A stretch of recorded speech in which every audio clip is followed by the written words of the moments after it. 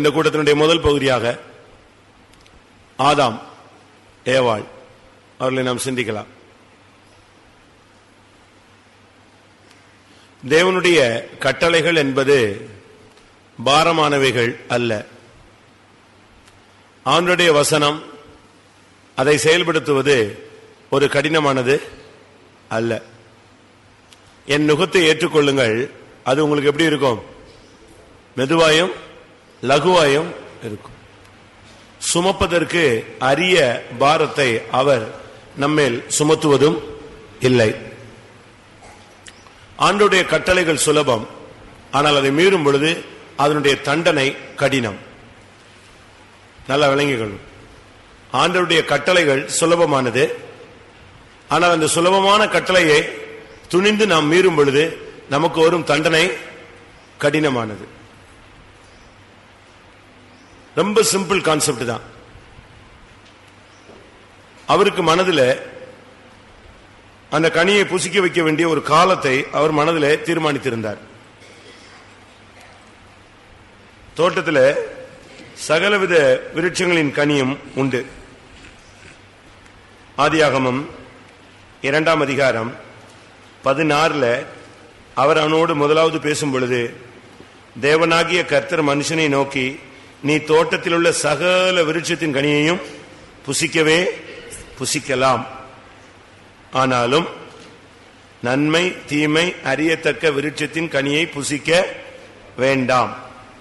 அப்படி நீ புசிக்கும் நாளில் நீ சாகவே சாவாய். 2ஆம் அதிகாரம் 9ஆம் வசனத்தில் பார்க்கும் பொழுது, தோட்டத்தின் நடுவிலே பார்வைக்கு அழகும் புசிப்புக்கு நலவுமான சகலவித விருட்சங்கள். 2வது தோட்டத்தின் நடுவிலே ஜீவ விருட்சம், அதற்கு அடுத்து நன்மை தீமை அறியத்தக்க விருட்சம். இப்படி 3 விதமான கனிகள் அங்கே இருந்தது.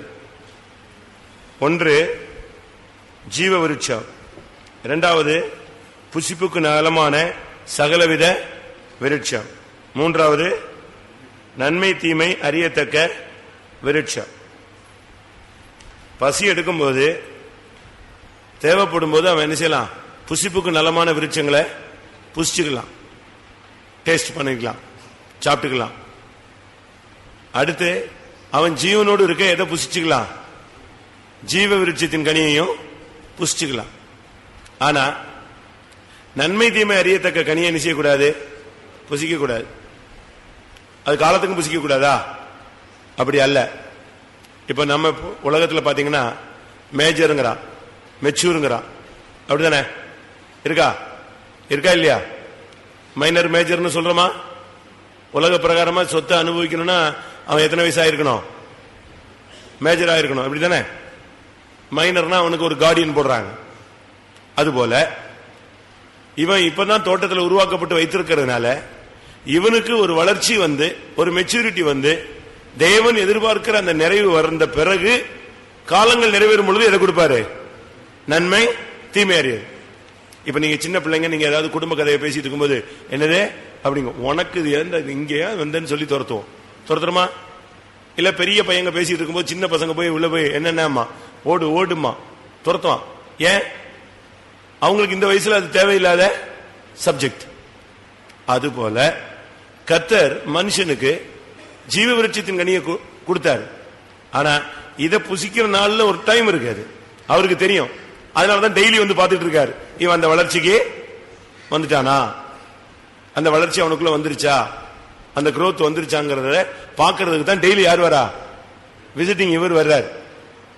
பரலோகத்தை விட்டு இறங்கி வந்து இவன் எப்படி இருக்கான், இவன் கை வளர்ந்துருச்சா கால் வளர்ந்துருச்சான்னு பார்க்க வரல, இவன் கண்ணெல்லாம் நல்லா இருக்கா அப்படிலாம் பார்க்க வரல. எது பார்க்க வந்தாரு?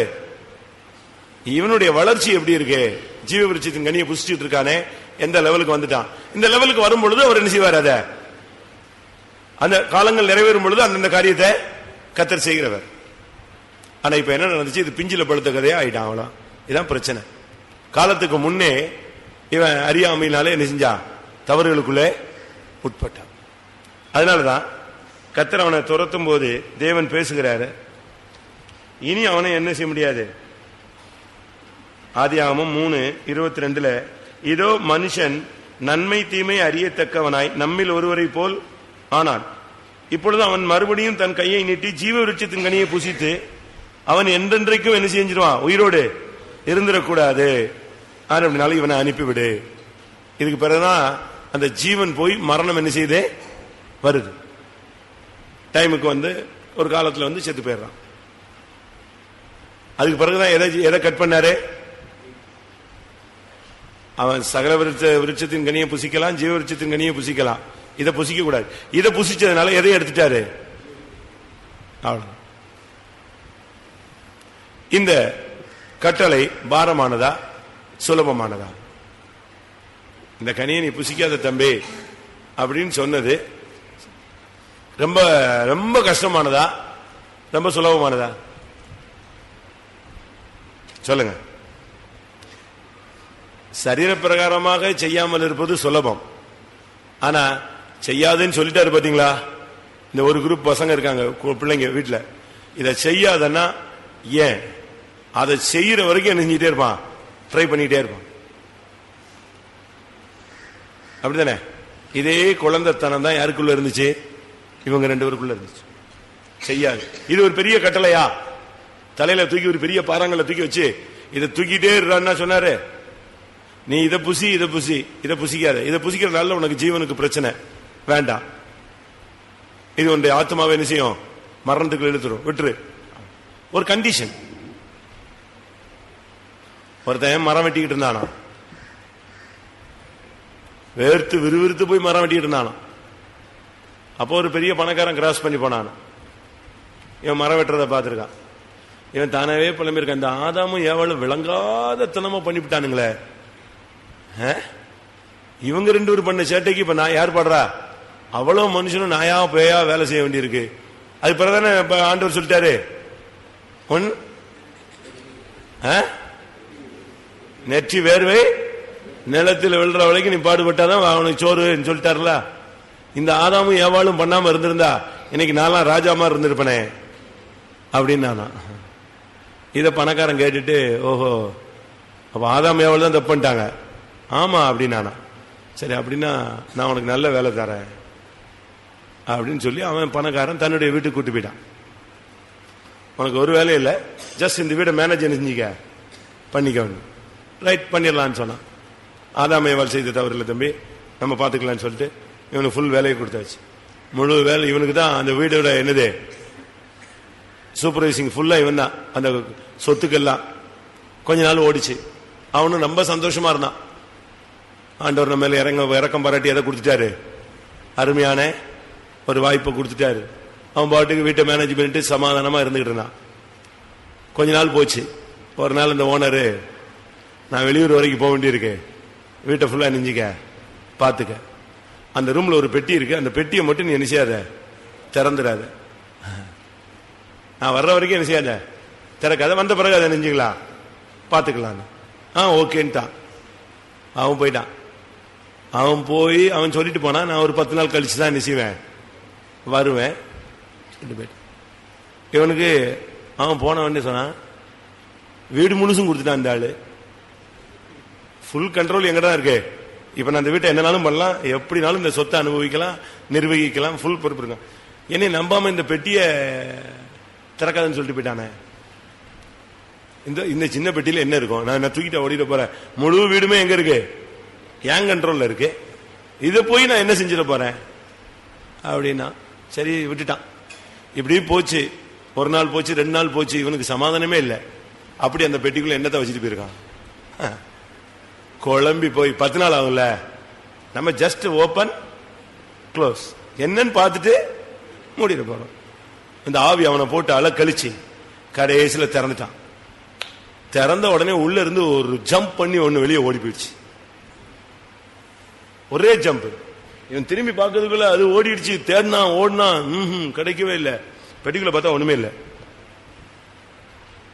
பெட்டிலிருந்து ஒண்ணு நெஞ்சிருச்சு, ஜம்ப் பண்ணிடுச்சு. அவன் ஒரு எலிய போட்டு மூடி வச்சுட்டு போயிருந்தான்.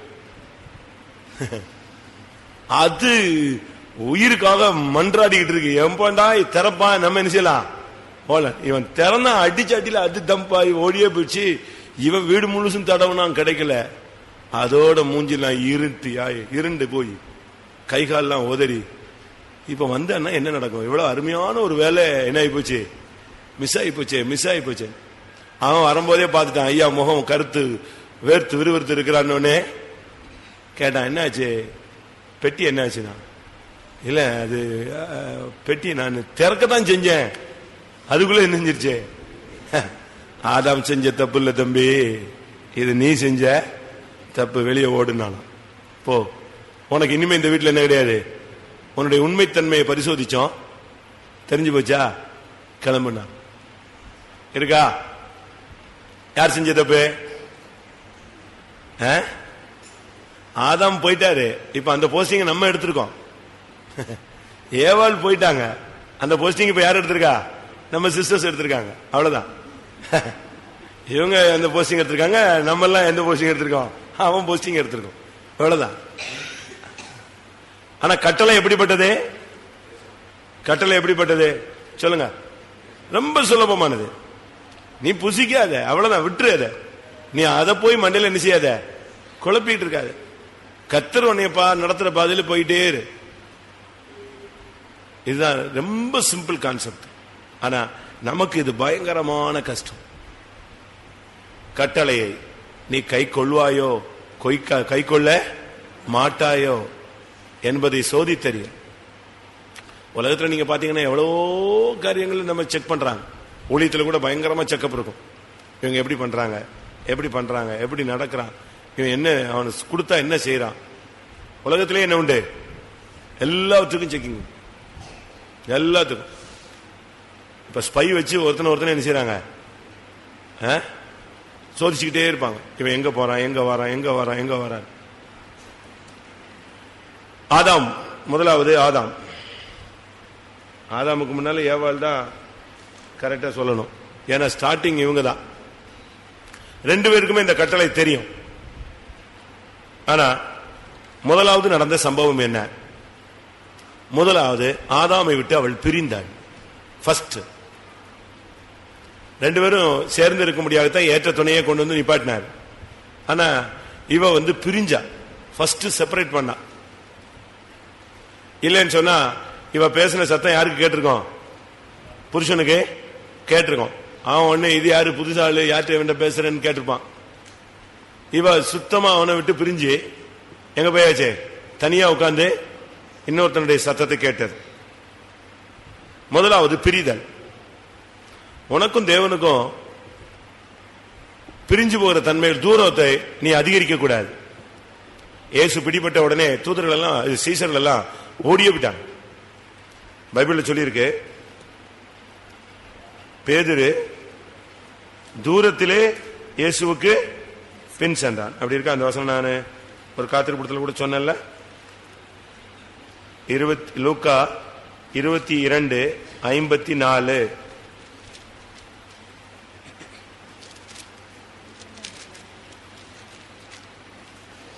அவர்கள் அவரை பிடித்த பின்பு பிரதான ஆசாரியனுடைய வீட்டில் கொண்டு போய் விட்டார்கள். பேதுருவும் தூரத்திலே பின் சென்றான்.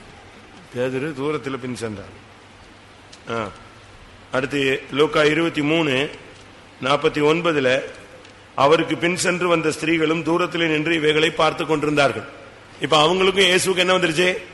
டிஸ்டன்ஸ் அதிகரிக்குது. இதே போல ஆதாமும் ஏவாளும் ஃபர்ஸ்ட் பிரிஞ்சு தூரத்தை அதிகரிச்சு, ஃபர்ஸ்ட் அவங்களுக்குள்ள நடந்தது அதான். சண்டையினால் அல்ல, ரெண்டு பேரும் சண்டை போட்டு என்ன செய்யல, பிரியல, அதை விளங்கிக்கணும். ஆனா ஆதாமோடு இருக்கிற அந்த தன்மையை அவள் கொஞ்சம் கொஞ்சமா என்ன செஞ்சா, விளக்கிட்டா. இந்த நேரத்தில் யாரு பேசுறா? சர்ப்பம் பேசுது. உன்கிட்ட பேசுறது யாருன்னு பாக்கணும். மனுஷன் தான் பேசுவான். ஆனா மனுஷனுக்குள்ள இருந்து யாரு பேசுறா? வஞ்சிக்கிற மாதிரி பேசுறாங்களா, ஏமாத்துற மாதிரி பேசுறாங்களா, உன்னுடைய விழுகைக்கு பேசுறாங்களா, உன்னுடைய நன்மைக்கு பேசுறாங்களா, உன்னுடைய பக்தி விருத்திக்கு பேசுறாங்களா, உன்னுடைய தோல்விக்கு பேசுறாங்களாங்கிறத நீ என்ன செய்யணும்? கண்டுபிடிக்கணும். பேசுறது பிரதர் தான், ஆனா உள்ள சர்ப்பம் இருக்கா? யார் பேசுறான்னு பாரு. உள்ள இருந்து நாக்கு நீட்டுறது யாரு? யார் பேசுறது?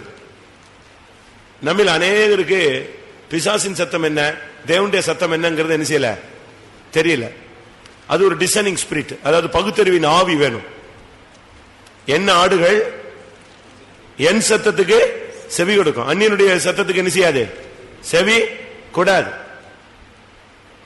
தாவீது ஒரு அபிஷேகம் பண்ணப்பட்ட மனிதன், ஆனா சாத்தான் அவனை ஏவன பொழுது அதை அவனால பகுத்தறிய முடியவில்லை. ஜனத்தை என்னன்னு சொன்ன உடனே போய் எண்ணிட்டான்.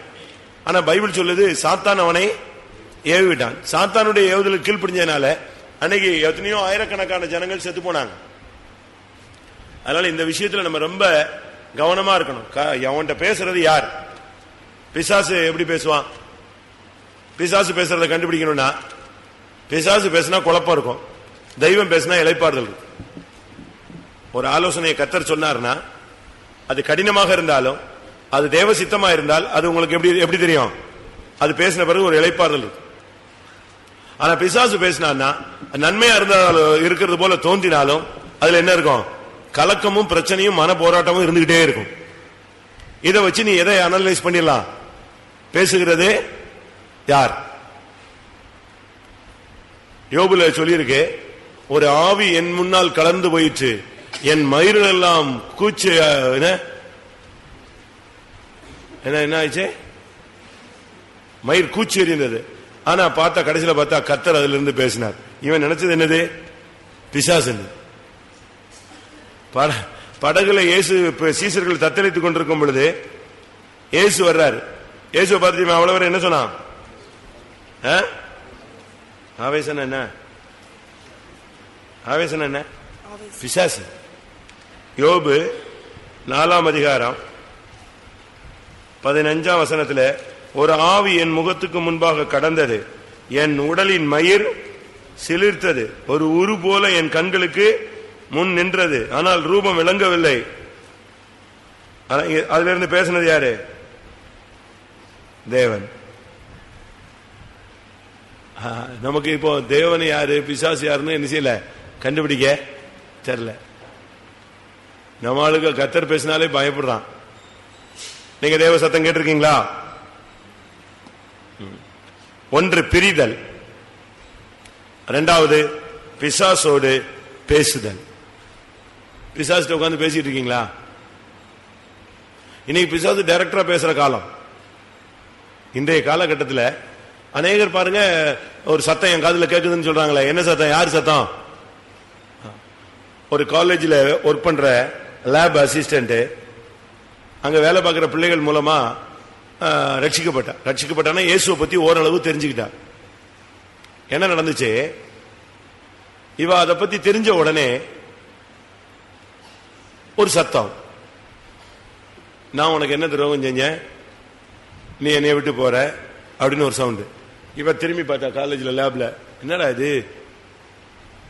அதாவது உருவமே என்ன செய்யல, தெரியல, ஒரு சத்தம் மட்டும் தெளிவா கேக்குது. நான் உனக்கு என்ன செஞ்சேன்? இவ்வளவு நாள் உன்னை நல்லா தானே வச்சிருக்கிறேன், நல்லா உன்னை படிக்க வச்சிருக்கேன், வேலைக்கு சேர்த்து வச்சிருக்கிறேன், உனக்கு என்ன துரோகம் பண்ணிட்ட, நீ ஏன் என்னை விட்டு போற? நீ என்னை விட்டு போகாத அப்படின்னு. உடனே இவளுக்கு குழப்பாயிடுச்சு. நீ யாரு அப்படின்னு இவ கேட்கிறா. அது அந்த அந்த சத்தம் தான் யாருங்கிறத மட்டும் என்ன செய்யல. நான் சொல்றது இப்ப சமீபத்தில் நடந்தது. அந்த சத்தம் யாருன்னு சொல்ல மாட்டேங்க. ஆனா இந்த நேரத்தில் அவ யார ஃபாலோ பண்ண ஆரம்பிக்கிறா? ஜீசஸ ஃபாலோ பண்ண ஆரம்பிக்கிறா.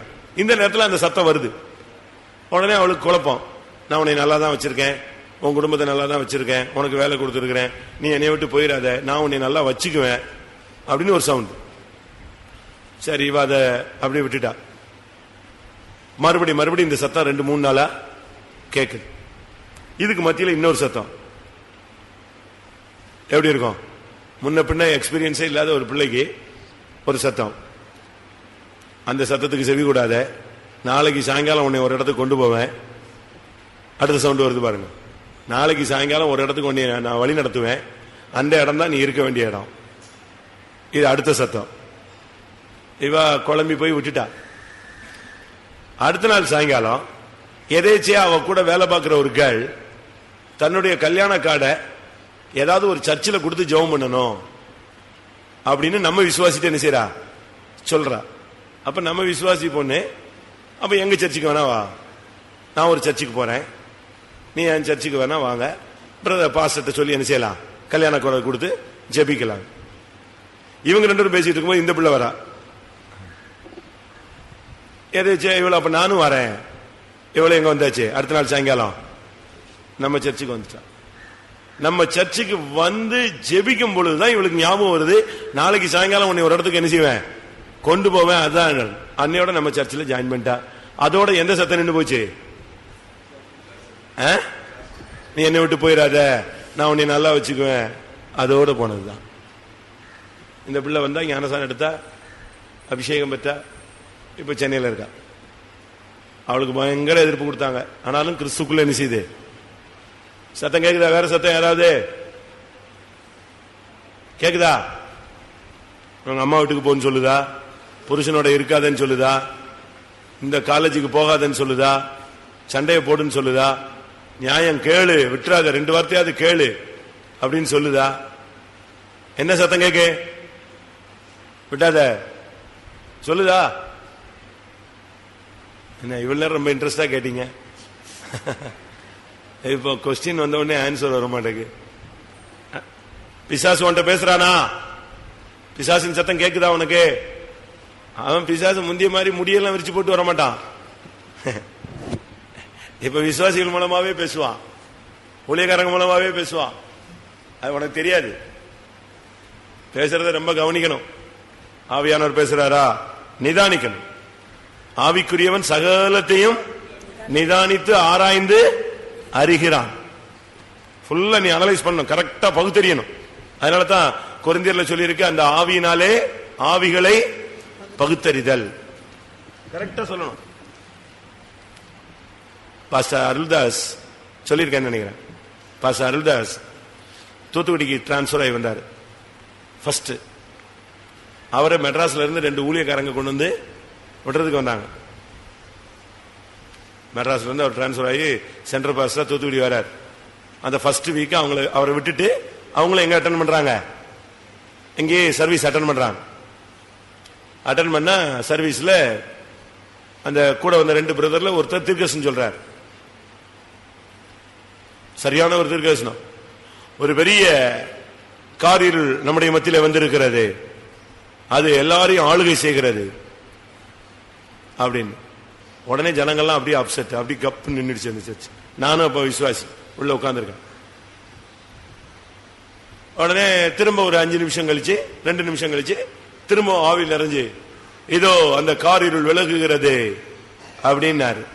அப்படி சொன்னதுதான் தாமதம். பாஸ்டர் அருள்தாஸ் டக்குன்னு மைத்தினார், நிப்பாட்டு, தப்பு. உடனே அவ்வளவு பெரிய சென்டர், அப்போ சென்டர் வந்து வடக்கூர்ல இருந்துச்சு இல்லையா, உடனே மைக்கு தட்டி, நிப்பாட்டு, போய் தப்பு, அது காரிருள் இன்னும் போகல, வந்தது உண்மை, அது என்ன செய்யல, என்ன விலகல, நானும் அதைத்தான் பார்த்துக்கிட்டு இருக்கேன் அப்படின்னாரு. எப்படி இருக்கும்? அடுத்த செகண்ட், அதாவது இவர் என்ன செஞ்சிட்டாரு, காரிருள் வந்துருச்சுன்னு இவெல்லாம் அமங்கிட்டான் இல்லையா, இனி இவனை எழுப்புறதுக்காக என்ன செய்யறாரு இவரு, நெக்ஸ்ட் ஸ்டெப் இவரா விட்டுட்டாரு. அவர் உடனே சொன்னார், இல்ல இல்ல இல்ல இல்ல, சாரி, தப்பு, அது காரிருள் வந்தது உண்மை, நானும் பார்த்துட்டு இருக்கேன், இன்னும் போல, எல்லாம் ஜெபம் பண்ணினார். என்ன விதத்துல ஆவிய கிளியரா பகுத்தறிஞ்சிட்டு வராங்க பாத்தீங்களா? நமக்கு அப்படி தெரியுதா? என்ன ஆவிகளை கரெக்டா பகுத்தறியணும். யார் பேசுறா? அப்பாக்குள்ள இருந்து யார் பேசுறா? புருஷனுக்குள்ள இருந்து யார் பேசுறா? பையனுக்குள்ள இருந்து யார் பேசுறா? எந்த ஆவி பேசுது கண்டுபிடிக்க தெரியுதா உனக்கு? பேதுரு வந்து சொன்னான், ஆண்டவரே நீர் பாடுபடக்கூடாது, உமக்கு இப்படி சம்பவிக்கவே கூடாது. இயேசு சொல்றாரு, நான் வந்து எல்லார் கையிலும் ஒப்பு கொடுக்கப்படுவேன், நான் சிலுவையை சுமக்கணும், அடிக்கப்படுவேன், 3ஆம் நாளில் என்ன செய்வேன். இதை சொன்ன உடனே அவன் சொன்னா, நான் இருக்கிறேன், எப்படி நடந்துடும் அப்படி? அதெல்லாம் நான் அனுமதிக்க முடியாது, உமக்கு இப்படி சம்பவிக்க கூடாது அப்படின்னா. உடனே இயேசு சொன்னாரு, அப்பாலே போ சாத்தானே. ஏன்னா உள்ள இருந்து பேசுனது யாரு? பாஸ்டர் பேதுரு அல்ல, பாஸ்டருக்குள்ள வேற ஆள் வந்துட்டான். யார் வந்தது? யார் வந்தது? சாத்தான். நீ தேவனுக்கு ஏற்றவைகளை சிந்தியாமல் மனிதனுக்கு ஏற்றவைகளை சிந்திக்கிறாய், அப்பாலே போ சாத்தான் என்னாரு. அப்பதான் அவனுக்கு புரிஞ்சது, ஓக நம்ம பேசுனது மனுஷியமா நினைச்சிட்டோம், பேசிட்டோம். பேசுறோமா? யாரு மூலனாலும் பிசாசு என்ன செய்வான்? பேசுவான். அன்னைக்கு அவனுக்கு யாரு தேவைப்பட்டுச்சு? ஒரு ஆள், ஒரு உருவம் தேவைப்பட்டுச்சு. டக்குன்னு எதுக்குள்ள வந்துட்டான்? சர்ப்பத்துக்குள்ள உள்ள பூந்துட்டான். அழகா பேசு. நீ பிசாசிட்ட உட்காந்து ரொம்ப இன்ட்ரெஸ்டா பேசிட்டு இருக்கியா? ஒரு பிரச்சனை உடனே புருஷன் வேலைக்கு போயிடுவார், இல்ல மனைவி வீட்டுக்கு போயிடுவா, இல்ல யாரும் இல்ல, நீ தனியா இருக்கும்போது யார்கிட்ட தான் பேசணும்? யார்கிட்ட பேசணும்? தேவனிடத்துல பேசு. ஆண்டவரே இந்த பிரச்சனை இப்படி ஆயிடுச்சே, இவ்வளவு எதிர்பார்க்கலையே, இவ்வளவு போராட்டம் வந்துருச்சே, இவ்வளவு கலக்கம் ஆயிடுச்சே, நான் இதுல என்ன செய்யணும்னு நீ தெய்வத்திட்ட கேளு. இதை விட்டுட்டு தனியா உட்காந்துட்டு வரட்டு இன்னைக்கு ரெண்டுல ஒண்ணு பாத்துடணும். ஆமா விடக்கூடாது, அன்னைக்கு அப்படித்தான் இன்னைக்கு இப்படித்தான், இப்படி சொல்றதெல்லாம் யாரு உனக்குள்ள இருந்து? சாத்தான் பேசிக்கிட்டே இருப்பான், நீ நல்லா ஸ்டடியா ஆயிட்டு இருப்ப. அப்படி நீங்க இடம் கொடுத்துறாதீங்க, பிசாசு. நெய்வேலியில நம்முடைய விசுவாசி ஒரு சகோதரிக்குள்ள ஒரு அட்டாக். அந்த ஆவி வரும்போது புருஷன் கிருஷ்ணெல்லாம் அடிச்சு தூக்கிடுவா. அது ஒரு ஆவி. ஒரு நாள் சொல்லிச்சு, உன்னைய கொல்லாம என்ன செய்ய மாட்டேன், விட மாட்டேன்னு. நெய்வேலியில ஒரு ஒர்க் பண்றார், குவார்டர்ஸ்ல தான் இருக்காங்க. கொல்லாம உன்னை விட மாட்டேன் பார். இவருக்கு அதுல இருந்து என்னது பயம், ரொம்ப உஷார், என்ன தேவை பண்ணிடுவாள். ஏன்னா அந்த ஆவி அவளுக்குள்ள ஒரு கொலைகார ஆவியா உள்ள வந்துருச்சு.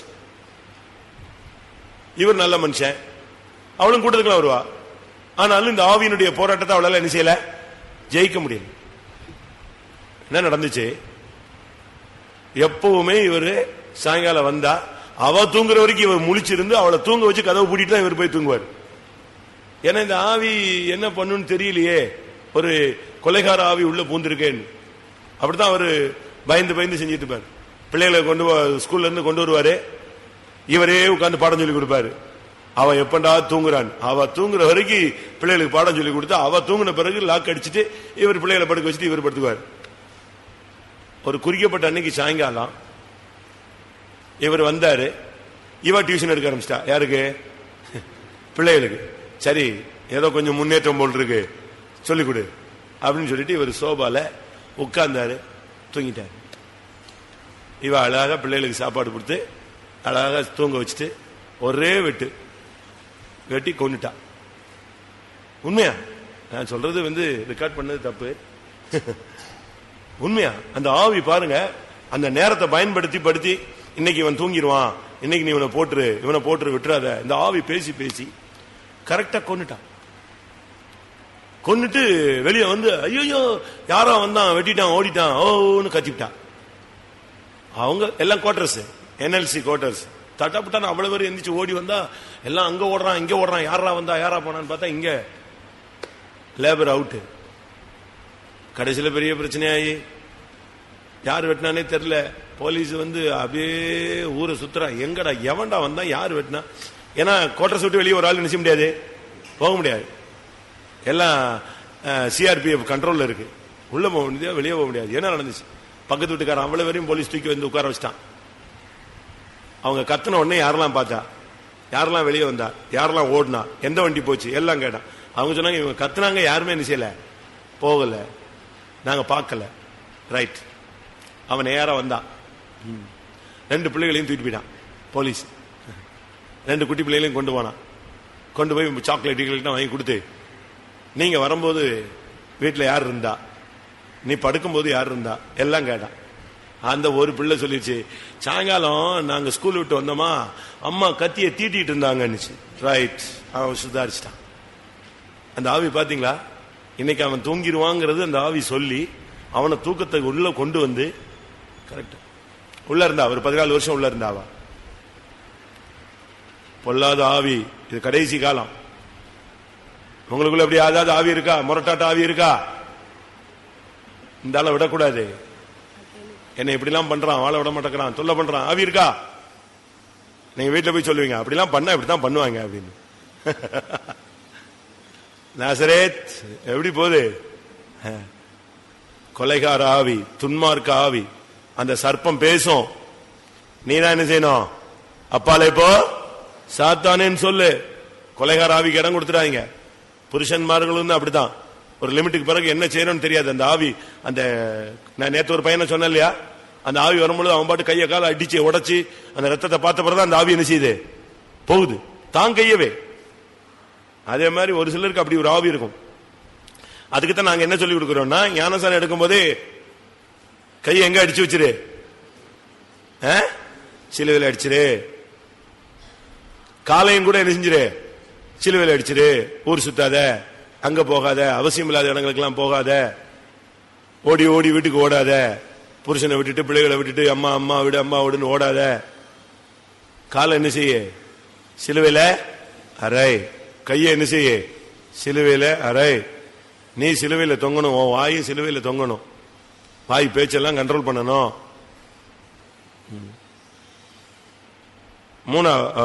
இரண்டாவது பிசாசோடு பேசுதல். மூணாவது அவனுடைய சத்தத்தை கேட்டல், கீழ்ப்படிதல். அவன் சொன்னா இந்த கனியை புசிக்கும் நாளில் நீ தேவனை போல மாறுவ. நல்ல உபதேசம் இல்லையா? இப்ப நம்ம உபதேசம்னா நீ பரலோகம் போக மாட்ட, நீ சீயோன் போக மாட்ட, எருசலேம் போக மாட்ட, நீ பரிசுத்தமா இருந்தாதான் நீ போவ, நகையை கலத்தினாதான் நீ போக முடியும், மீசை எடுத்தாதான் போக முடியும், போட்டுன்னு நம்ம சொல்றோம். அங்க ஏஜ்ல ஒண்ணுமே கிடையாது. நீ எல்லாம் போட்டுக்கோ, கர்த்தர் உண்மையில் இரக்கமா இருப்பார், மன உருக்கமா இருப்பார். இப்படியே நாம் சீயோனை சென்று அடையணும்னே அங்க உள்ள ஆலையா ஆலையாமா எல்லாம் அப்படித்தானே ஓடுது. அந்த பிரசங்கத்தினுடைய தீம் என்ன புரிஞ்சுக்கிட்டியா? 2 பிரசங்கம். ஒரு ஆள் என்ன பிரசங்கம் பண்ணா? சாத்தான் என்ன பிரசங்கம் பண்ணா? நீ அந்த கனியை புசிக்கும் நாளில் தேவனை போல மாறுவாய். கர்த்தருடைய பிரசங்கம் என்னது? நீ அதை புசிக்கும் நாளில் எது நல்லா இருக்கு, எது மோசமா இருக்கு? எது நல்ல பிரசங்கம்? பிசாசின் பிரசங்கம் தான் அருமையா இருக்கு. அழகான ஒரு கோரஸ், அருமையான ஒரு மியூசிக், அருமையா கோட் ஷூட் போட்டு அட்டகாசமா டான்ஸ் பண்ணி பிரசங்கம் ஓடி ஜனங்கள் எல்லாம் அப்படியே ஃபுல்லா இறங்கி விழுந்துடுறான். நம்ம அப்படி இல்லை. போதக சிக்ஷையே ஜீவ வழி. இவனை உட்கார வச்சு ஆபரேஷன் பண்ணி அவனை ஒரு வழி ஆக்கி அவன் எல்லாத்துக்கும் சிந்திச்சதுக்கு, நினைச்சதுக்கு, உட்கார்ந்ததுக்கு, எழும்புனதுக்கு எல்லாத்துக்கும் அறிக்கை செஞ்சு, இயேசுவே எப்படியாயினும் நான் எங்க ஆயிடணும், பரிசுத்தமாயி உம்மை சந்திச்சிடணும். இது ரொம்ப கஷ்டம், இது ரொம்ப கஷ்டம். ஆனா அவங்க அப்படி இல்ல. அது பாட்டுக்கு நீ பாட்டுக்கு அல்லேலூயா போட்டு போயிட்டே இருக்கலாம். பைபிள்ல நம்ம வச்சிருக்கிறது 66 புஸ்தகம், மற்றவங்க வச்சிருக்கிறது இன்னும் கொஞ்சம் அதிகமா வச்சிருக்கான். தள்ளுபடி ஆகமம் 1 மக்கபே, 2 மக்கபே, யூதித், தொபியா, ஞானாகமம், சீராக்காகமம், இப்படிலாம் மற்ற பைபிள்ல ஆர்சி பைபிள்ல இருக்கு. அதுல என்ன சொல்லுது? வியாதிப்பட்டால் போதகரிடத்தில் ஜெபமும் பண்ணு, மருத்துவரையும் அண்டிக்கொள். அப்படித்தானே சொல்லுது. படிச்சிருக்கீங்களா? அதனாலதான் இது சரியான பைபிள் இல்லைன்னு சொல்லி யாரு எதிர்த்தது? மார்ட்டின் லூத்தர் எதிர்த்தார். விசுவாசத்தினால் நீதிமான் பிழைப்பான்னு சொல்லிட்டு மருத்துவரை போனா அது என்ன அர்த்தம்? இது தப்புன்னார். அன்னைக்கு தான் அது தள்ளுபடி ஆகுமா? தள்ளப்பட்டு விட்டது, ஒதுங்கிடுச்சு. நமக்கு நம்மள சத்தியம் தெரியணும், சத்தம் கேட்கணும், தேவ சத்தம் கேட்கணும். பிசாசின் சத்தத்தை கேட்டு அதுக்கு கீழ்ப்படிய கூடாது. அப்படி அந்த சத்தம் கேட்குதுன்னா உடனே நீ இயேசுவின் நாமத்துல போ சாத்தானேன்னு சொல்லு. பரிசுத்தத்துக்கு மாறான எண்ணங்கள் வரும் பொழுது உடனே என்ன செய்? ஒரு பாஸ்டர் சொன்னாரு, என்னால எண்ணங்களை கண்ட்ரோல் பண்ணவே முடியல, நான் எப்படி பண்றது, அதை ஜெயிக்கிறது அப்படின்னு போய் ஒரு மலையில உட்கார்ந்து ஜெபிச்சாராம். பேர் சொல்ல விரும்பல. அவர் சின்ன வயசுல ஊழியத்துக்கு வந்துட்டாரு. ஆனாலும் மனப்போராட்டங்கள். ஒரு மலையில போய் உட்கார்ந்து, ஆண்டவர் எண்ணங்களை ஜெயிக்கிறதுக்கு ஏதாவது வழி சொல்லுங்க. எண்ணங்களை, கிறிஸ்துவ அறிகிற அறிவுக்கு விரோதமாக எழும்புகிற எண்ணங்களை, எல்லா எண்ணங்களையும் நாங்கள் சிறைப்படுத்துறோம். எப்படி பண்றது சொல்லித்தாங்க. போய் உட்கார்ந்து ஒரு மலையில சாயங்காலம் வரைக்கும் ஜெபிச்சாராம். திருப்பி வந்தாலும் அதே போராட்டம் தானா. என்ன திருப்பி அடுத்த நாள் போய் உட்கார்ந்தாராம். கர்த்தாவே எனக்கு விடுதலை இல்லாம இறங்கி வர மாட்டேன். அப்ப ஆண்டவர் சொன்னாராம், 2 ஆயுதம், 2 எப்பொழுதும் உன் வாயில இருபுறம் கருக்குள்ள பட்டயத்தை வை. அது உன் சிந்தையை கிளியர் பண்ணிக்கிட்டே வரும். 1 ஸ்தோத்திரம், துதி. 2வது இயேசுவின் ரத்தம், ஜெயம். இந்த 2ஐயும் நீ யூஸ் பண்ணிட்டே இரு. உன் மைண்ட்ல ஓடிட்டே இருக்கட்டும். உன் எண்ணங்கள் தூய்மை ஆகுதா இல்லையாப்பா? அன்னையில இருந்து அவருக்கு எண்ணங்கள் என்ன கிடைச்சது? விடுதலை கிடைச்சது. மைண்ட ஃப்ரெஷ்ஷா மாத்திட்டார். உனக்கு சத்தத்தை கேட்டு அதுக்கு அது உடனே புரியும் இது பிசாசுன்னு. உடனே இயேசுவின் நாமத்துல போ சாத்தானை துரத்தணும். அப்படி துரத்தும் போதுதான் நீ தப்பிடுவ. சரி, இப்ப சாத்தான் பேசுறான். தேவன் சொன்ன உபதேசத்துக்கு மாறா ஒரு கட்டளை அவன் கொடுக்கறான்னா உனக்கு யோசிக்கிற சக்தி இல்லையா? சொல்லுங்க, யோசிக்கலாம்ல. இப்ப நம்ம ஒரு சில காரியங்களை ஒருத்தர் சொன்னா நான் யோசிச்சு சொல்றேங்க. அப்படி சொல்றீங்களா இல்லையா? சொல்ல மாட்டீங்களோ? சொல்லுவீங்களா? மனுஷன் தானே, யோசிச்சு சொல்றோம். இல்ல நான் யார்ட்டாவது விசாரிக்கிறேனே, பாப்பமே அது எப்படி, அது சரியா வருமான்னு தெரியலையே. இந்த பிசினஸ் மேன்லாம் சாதாரணமா நினைச்ச மாட்டான், பிடியே கொடுக்க மாட்டாங்க. சரி பார்க்கலாம் பார்க்கலாம் பார்க்கலாம் அப்படிதான் சொல்லுவான். இவ யார்ட்டையும் கேட்கல, உனக்கு யோசிக்கிற புத்தி இல்ல. எங்க வீட்டுக்கார்ட்ட கேட்டு வரேன்னு சொல்றதானே, ஓடிருப்பான்ல அவன். அவன் என்ன சொல்லுவான்? சிஸ்டர் உங்க பிரதர்ட்ட கேட்க வேண்டாம், நான் கேட்டதே நீங்க சொல்லிடாதீங்கன்னு தான் சொல்லுவான். அப்பவுமே புரிஞ்சுக்கலாம். கரெக்ட் தானே? நான் சொல்றது கரெக்டா? சிம்சோனுடைய அம்மாட்ட கர்த்தருடைய தூதன் பேசினான். யாரு? பரத்துல இருந்து ஒரு தூதன் பேசுறான். இப்ப தூதன் பேசினதுக்கு இவன் என்ன செஞ்சா தெரியுமா? தூதன் பேசினான். நியாயாதிபதிகள்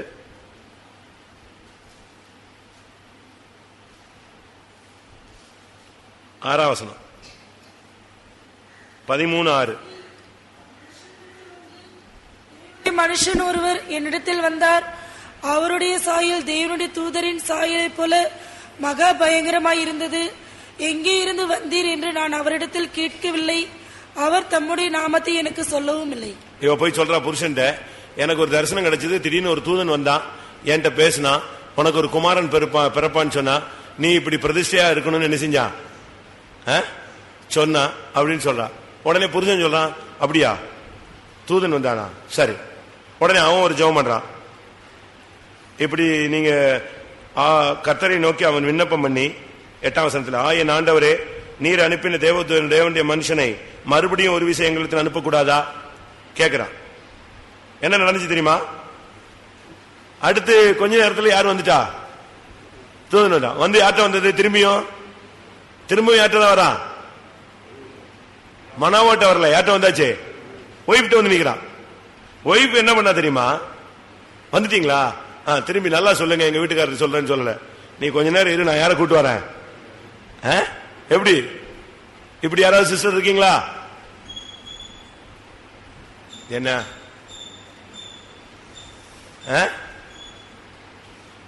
சொல்லுங்க. வீட்டுக்கு விசிட்டிங் வரோம், இருங்க, எங்க வீட்டுக்காரர் வர வேண்டியிருக்கு, வராரு, கூப்பிடுறேன், போன் பண்ணி சொல்றீங்களா? இவன் சொல்றான் பாருங்க. இவன் சொல்ற, அவள் அந்த தூதன் வரும் பொழுது, அப்பொழுது அவள் புருஷனாக்கிய மனோவா அவளோடு இருக்கவில்லை. இவன் உடனே ஒரே ஓட்டம். ஏற்ற ஓடனா அந்த ஸ்திரீ சீக்கிரமாய் ஓடி, அன்று வந்தவர் எனக்கு இன்றைக்கு தரிசனம் ஆனார். இவன் மனைவியின் பின்னாலே போய் பார்த்து கேட்கிறான், அன்னைக்கு என் ஒய்ஃப்ட்ட பேசினவங்க நீங்க தானா? சரி சொல்லுங்க, நான் இப்ப என்ன செய்யணும்? தூதன் வந்தாலே புருஷனை கூப்பிட்டா, பிசாசு வந்தா நீ புருஷனை கூப்பிட கூடாதோ? கூப்பிடணும்ல? கூப்பிடணுமா கூப்பிட வேண்டாமா? சிலர்ல புருஷனுக்கு விஷயத்தை சொல்றதே இல்ல. விஷயத்தை சொல்ற சில புருஷன் மாதிரி மனைவிக்கு ஒரு மேட்டர் என்ன செய்ய மாட்டான், சொல்ல மாட்டான். கேட்டா அவளுக்கு போய் என்ன சொல்றது, அவ கிடக்குறா அப்படிமா. ரெண்டு பேருமே எல்லாம் பேலன்ஸ் தான். ஜாடி கேட்ட முடிதான் கத்தர் சேர்த்து வச்சிருக்காரு, அப்படிதான் தமிழ்ல சொல்லுவான். ஜாடி கேட்ட மூடிதான். இது விடா கொண்டான்னா அது என்னது, கொடா கொண்டன் தான். அப்படிதான் கத்தரே சேர்த்து வச்சிருக்காரு. இவங்க உஷாராயிட்டாங்கன்னா அவர் அதை விட உஷாரா இருப்பாரு. அந்த ஆவி. நீ யோசி, விசாரி, கூப்பிடு. ஒன்னும் கேட்காம வேகமா எடுத்து கனிய புசிச்சாச்சு. உடனே பிசாசின் சத்தத்துக்கு செவி கொடுக்கிறது. கொடுத்துட்டு இவன்டே கொடுத்தாச்சு. யார்ட்ட? புருஷனுக்கு கொடுத்தாச்சு. புருஷனும் இது என்ன வந்தது, ஏன் இது என்ன, இது வித்தியாசமான டேஸ்டா இருக்க, நீ என்ன பண்ண, ஒண்ணுமே விசாரிக்க. வர்றது, சோத்தை சாப்பிடுறது, தூங்குறது, காலையில இருந்துச்சு வேலைக்கு போறது, பிள்ளை ஸ்கூலுக்கு போச்சா, நீ என்ன ஆன, வீட்டுல என்ன, அவர் மிஷின் லைஃப். அது பாட்டுக்கு வர்றது போறது, வீட்டுல என்ன நடந்துச்சு ஒண்ணுமே இல்லை. நான் ஒருத்தர் கேட்டேன், எத்தனை பிள்ளைங்க? 4. இல்ல 5 அப்படின்னா. அடப்பாவி, இவனை வச்சு குடும்பம் நடத்தினா என்ன ஆகுறது? உங்க பிள்ளைங்க என்ன படிக்கிறாங்க? என்ன படிக்கிறான்? யார்ட்ட? மனைவிட்ட. என்ன படிக்கிறான்? சொல்லு. அப்ப இவன் எங்க இருந்தாங்க? இவன் என்ன அமெரிக்கால இருந்தாலும் கூட தன் பிள்ளை என்ன படிக்கும் தெரியாதா? எப்படி இருக்கு நம்முடைய நிலவரம்? ஏவாள் அது வாட்டுக்கு சாப்பிட்டுட்டு நேர இவனுக்கு வந்து கொடுத்து கடைசியில் மொத்தமா வஞ்சிக்கப்பட்டு அவளை பைபிள் அப்படிதான் சொல்லுது. ஆதாம் வஞ்சிக்கப்படவில்லை, ஏவாள் வஞ்சிக்கப்பட்டாள். ஆதாம் மீறுதலுக்கு உட்படவில்லை, ஏவாள் மீறுதலுக்கு உட்பட்டார். ஆதாமுடைய மனது கெடுக்கப்படவில்லை, ஏவாளுடைய மனது கெடுக்கப்பட்ட. புதிய ஏற்பாட்டில் இப்படி அதனுடைய விழுகையின் விளக்கம் அப்படித்தான் இருக்கு. வாசிங்க, எங்க இருக்கா?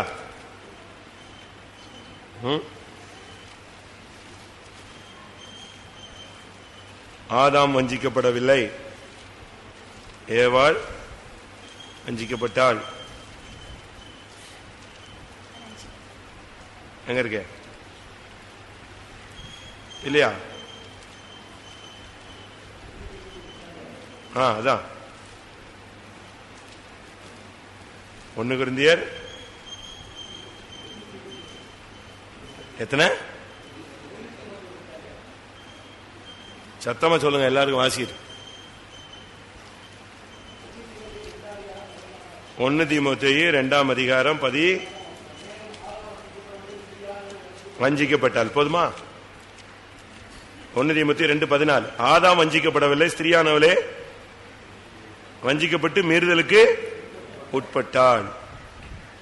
பவுல் சொல்றாரு, சர்ப்பமானது ஏவாளுடைய மனதை கெடுத்தது போல உங்களுடைய மனமும் கெடுக்கப்படுமோ என்று நான் பயந்திருக்கிறேன். 2 கொரிந்தியர் 11:3. ஆகிலும் சர்ப்பமானது தன்னுடைய தந்திரத்தினாலே ஏவாளை வஞ்சித்தது போல உங்கள் மனதும் கிறிஸ்துவை பற்றி உண்மை நின்று விலகும்படி கெடுக்கப்படுமோ என்று பயந்திருக்கிறேன். ஏவாளுடைய மனது கெட்டு போனது. அடுத்து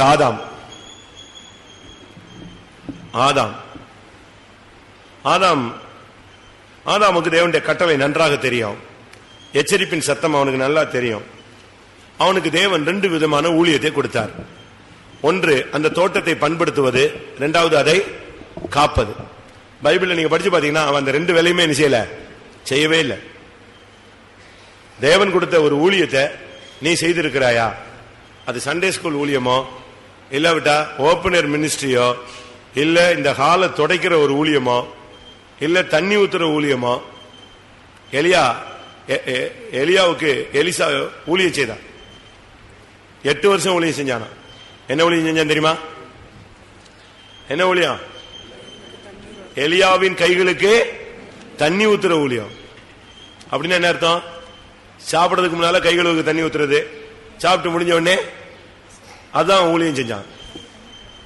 ஒரு ராஜா கேட்கிறான், இங்க கர்த்தருடைய வார்த்தை உள்ள மனுஷன் யாராவது இருக்கிறானா அப்படின்னு சொன்ன உடனே, ஆமா எலிசா இருக்கிறார் அப்படின்னு சொல்லல. என்ன சொன்னாங்க? எலியாவின் கைகளுக்கு தண்ணீர் வார்த்த ஒரு மனுஷன் இருக்கு. அப்ப அவனுடைய வேலை என்னதான்? ட்ரே தூக்குற வேலை தான். ஆனா மைண்டுக்குள்ள கர்த்தருக்காக ஒரு சேவை செய்யணும்னு ஒரு. அப்ப நீ அந்த ஊழியத்தை செய்றியா? கர்த்தர் அவனுக்கு ஊழியம் கொடுத்தாரு. இந்த பிசாசுக்கு இடம் கொடுத்துடக்கூடாது, இவங்க 2 பேரும் பிரிஞ்சிடக்கூடாது, இவங்க விழுகையை சந்திச்சிடக்கூடாதுங்கிறதுக்காகத்தான் மாம்சத்தில் பாடுபடுகிறவன் பாவங்களை விட்டு ஓய்ந்திருப்பான். அவனுக்கு என்ன கொடுத்தது? இந்த வேலையை கர்த்தர் கொடுத்தார். நீ பண்படுத்தினா அவன் பாடு வேலை செஞ்சிட்டு இருப்பான். மைண்ட் எதுலயே யூட்டிலைஸ் ஆயிட்டு இருக்கோம், அந்த காரியத்திலேயே அவன் மனசை செலுத்திக்கிட்டே இருப்பான். அடுத்து விழிப்பா இருந்து காத்துக்கிட்டே இருக்கணும். இந்த 2மே இவன் செய்யல. கர்த்தர் உனக்கு கொடுத்த ஊழியம் செஞ்சிருக்கியா? சண்டே ஸ்கூல் ஊழியம் எனக்கு செய்ய முடியாது, ஒரு நாள் தான் லீவு, அன்னைக்கு நான் துணிதி வைப்பனா, சண்டே ஸ்கூல்ல பாப்பனா, பிள்ளைகளை பாப்பனா, வீட்டை பாப்பனா, சமையல பாப்பனா, நான் போயிடலாம் அப்படிலாம் பண்ண முடியாது, வேண்டாம் எனக்கு சண்டே ஸ்கூல் வேண்டாம். ஓடிட்டியா?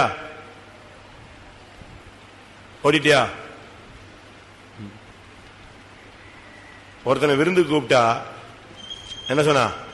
நான் வயல் வாங்கிட்டேன் வரலன்னா. இன்னொருத்தனை கேட்டா நான் மாடு வாங்கிட்டேன். ஏன் உன்னை விருந்துக்கு சாப்பிடதான் ஏன் கூப்பிட்டாங்க? நீ ஊழியம் செஞ்சா பரலோகம் போவன்னு தான் கூப்பிடுறான். இவன் சொன்னா நான் வயல் வாங்கிட்டேன் நான் வர முடியாது, மாடு வாங்கிட்டேன் வர முடியாது, நான் கல்யாணம் கட்டிட்டேன் அதனால வரவே. இப்ப நம்ம ஆளுங்க அப்படித்தான், கல்யாணம் கட்டிட்டா கோயிலுக்கு வர்றதே இல்லை. அடுத்து குழந்தை பிறந்துச்சுன்னா சுத்தமா வர மாட்டான். இப்படியே ஒரு 2 வருஷம் போய் கடைசி பின்மாற்ற விசுவாசி. திருப்பி வந்தா ஆதியிலே நான் நல்லா இருந்தேன், இப்ப அப்படி இல்லை, பிள்ளை இருக்கிறதுனால என்னால கோயிலுக்கே வர முடியல. அப்ப பிள்ளை எடுத்துட சொல்லிடுவோமா கர்த்தர்ட்ட? என்னதுக்கு உனக்கு பிள்ளை? பிள்ளை தானே நீ குறை சொல்ற. பிள்ளை இருக்கிறதுனால எங்க வர முடியல, கோயிலுக்கு வர முடியல. அப்ப பிள்ளை கொடுத்தது தப்பா உனக்கு? அப்படிலாம் கிடையாது. இவனை பண்படுத்து காத்துக்கொள்ளா, உன்னால இயன்ற மட்டும் அந்த வேலையை என்ன செய். அது எந்த ஊழியமோ இயன்ற மட்டும். பெருக்கிற வேலையா பெருகிட்டே. கர்த்தர் உனக்கு அடுத்த ஸ்டெப் கொடுக்கிற வரைக்கும் நீ என்ன செய்யணும்? நீங்க நம்முடைய சீஃப் பாஸ்டர்ஸ் எல்லாம் உங்களுக்கு தெரியுமா? சொல்லக்கூடாது. பெரிய பெரிய பரிசுத்தவான்களா இன்னைக்கு இருக்கிறவங்க எல்லாம் ஒரு காலத்துல மிஷின்ல என்ன செய்யுது, ரொம்ப கஷ்டப்பட்டவங்க, ரொம்ப கஷ்டப்பட்டவங்க.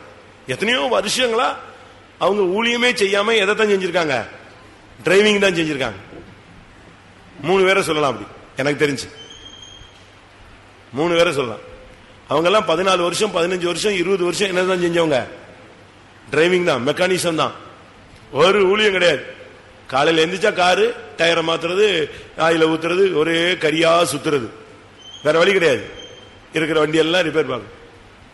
கர்த்தர் அவங்க அந்த ஊழியத்தில் எப்படி, பணிவிடை ஊழியத்தில் எப்படி இருந்தாங்கன்னு பார்த்து காலங்கள் வரும்பொழுது எங்க தூக்குறாரு? டக்குன்னு தூக்குறாரு. இப்ப இருக்கிற சீஃப் பாஸ்டர் வரைக்கும் சொல்லலாம். பேர் சொன்னா உங்களுக்கு தெரியும் இல்லையா? அவங்க எல்லாம் வருட கணக்கா.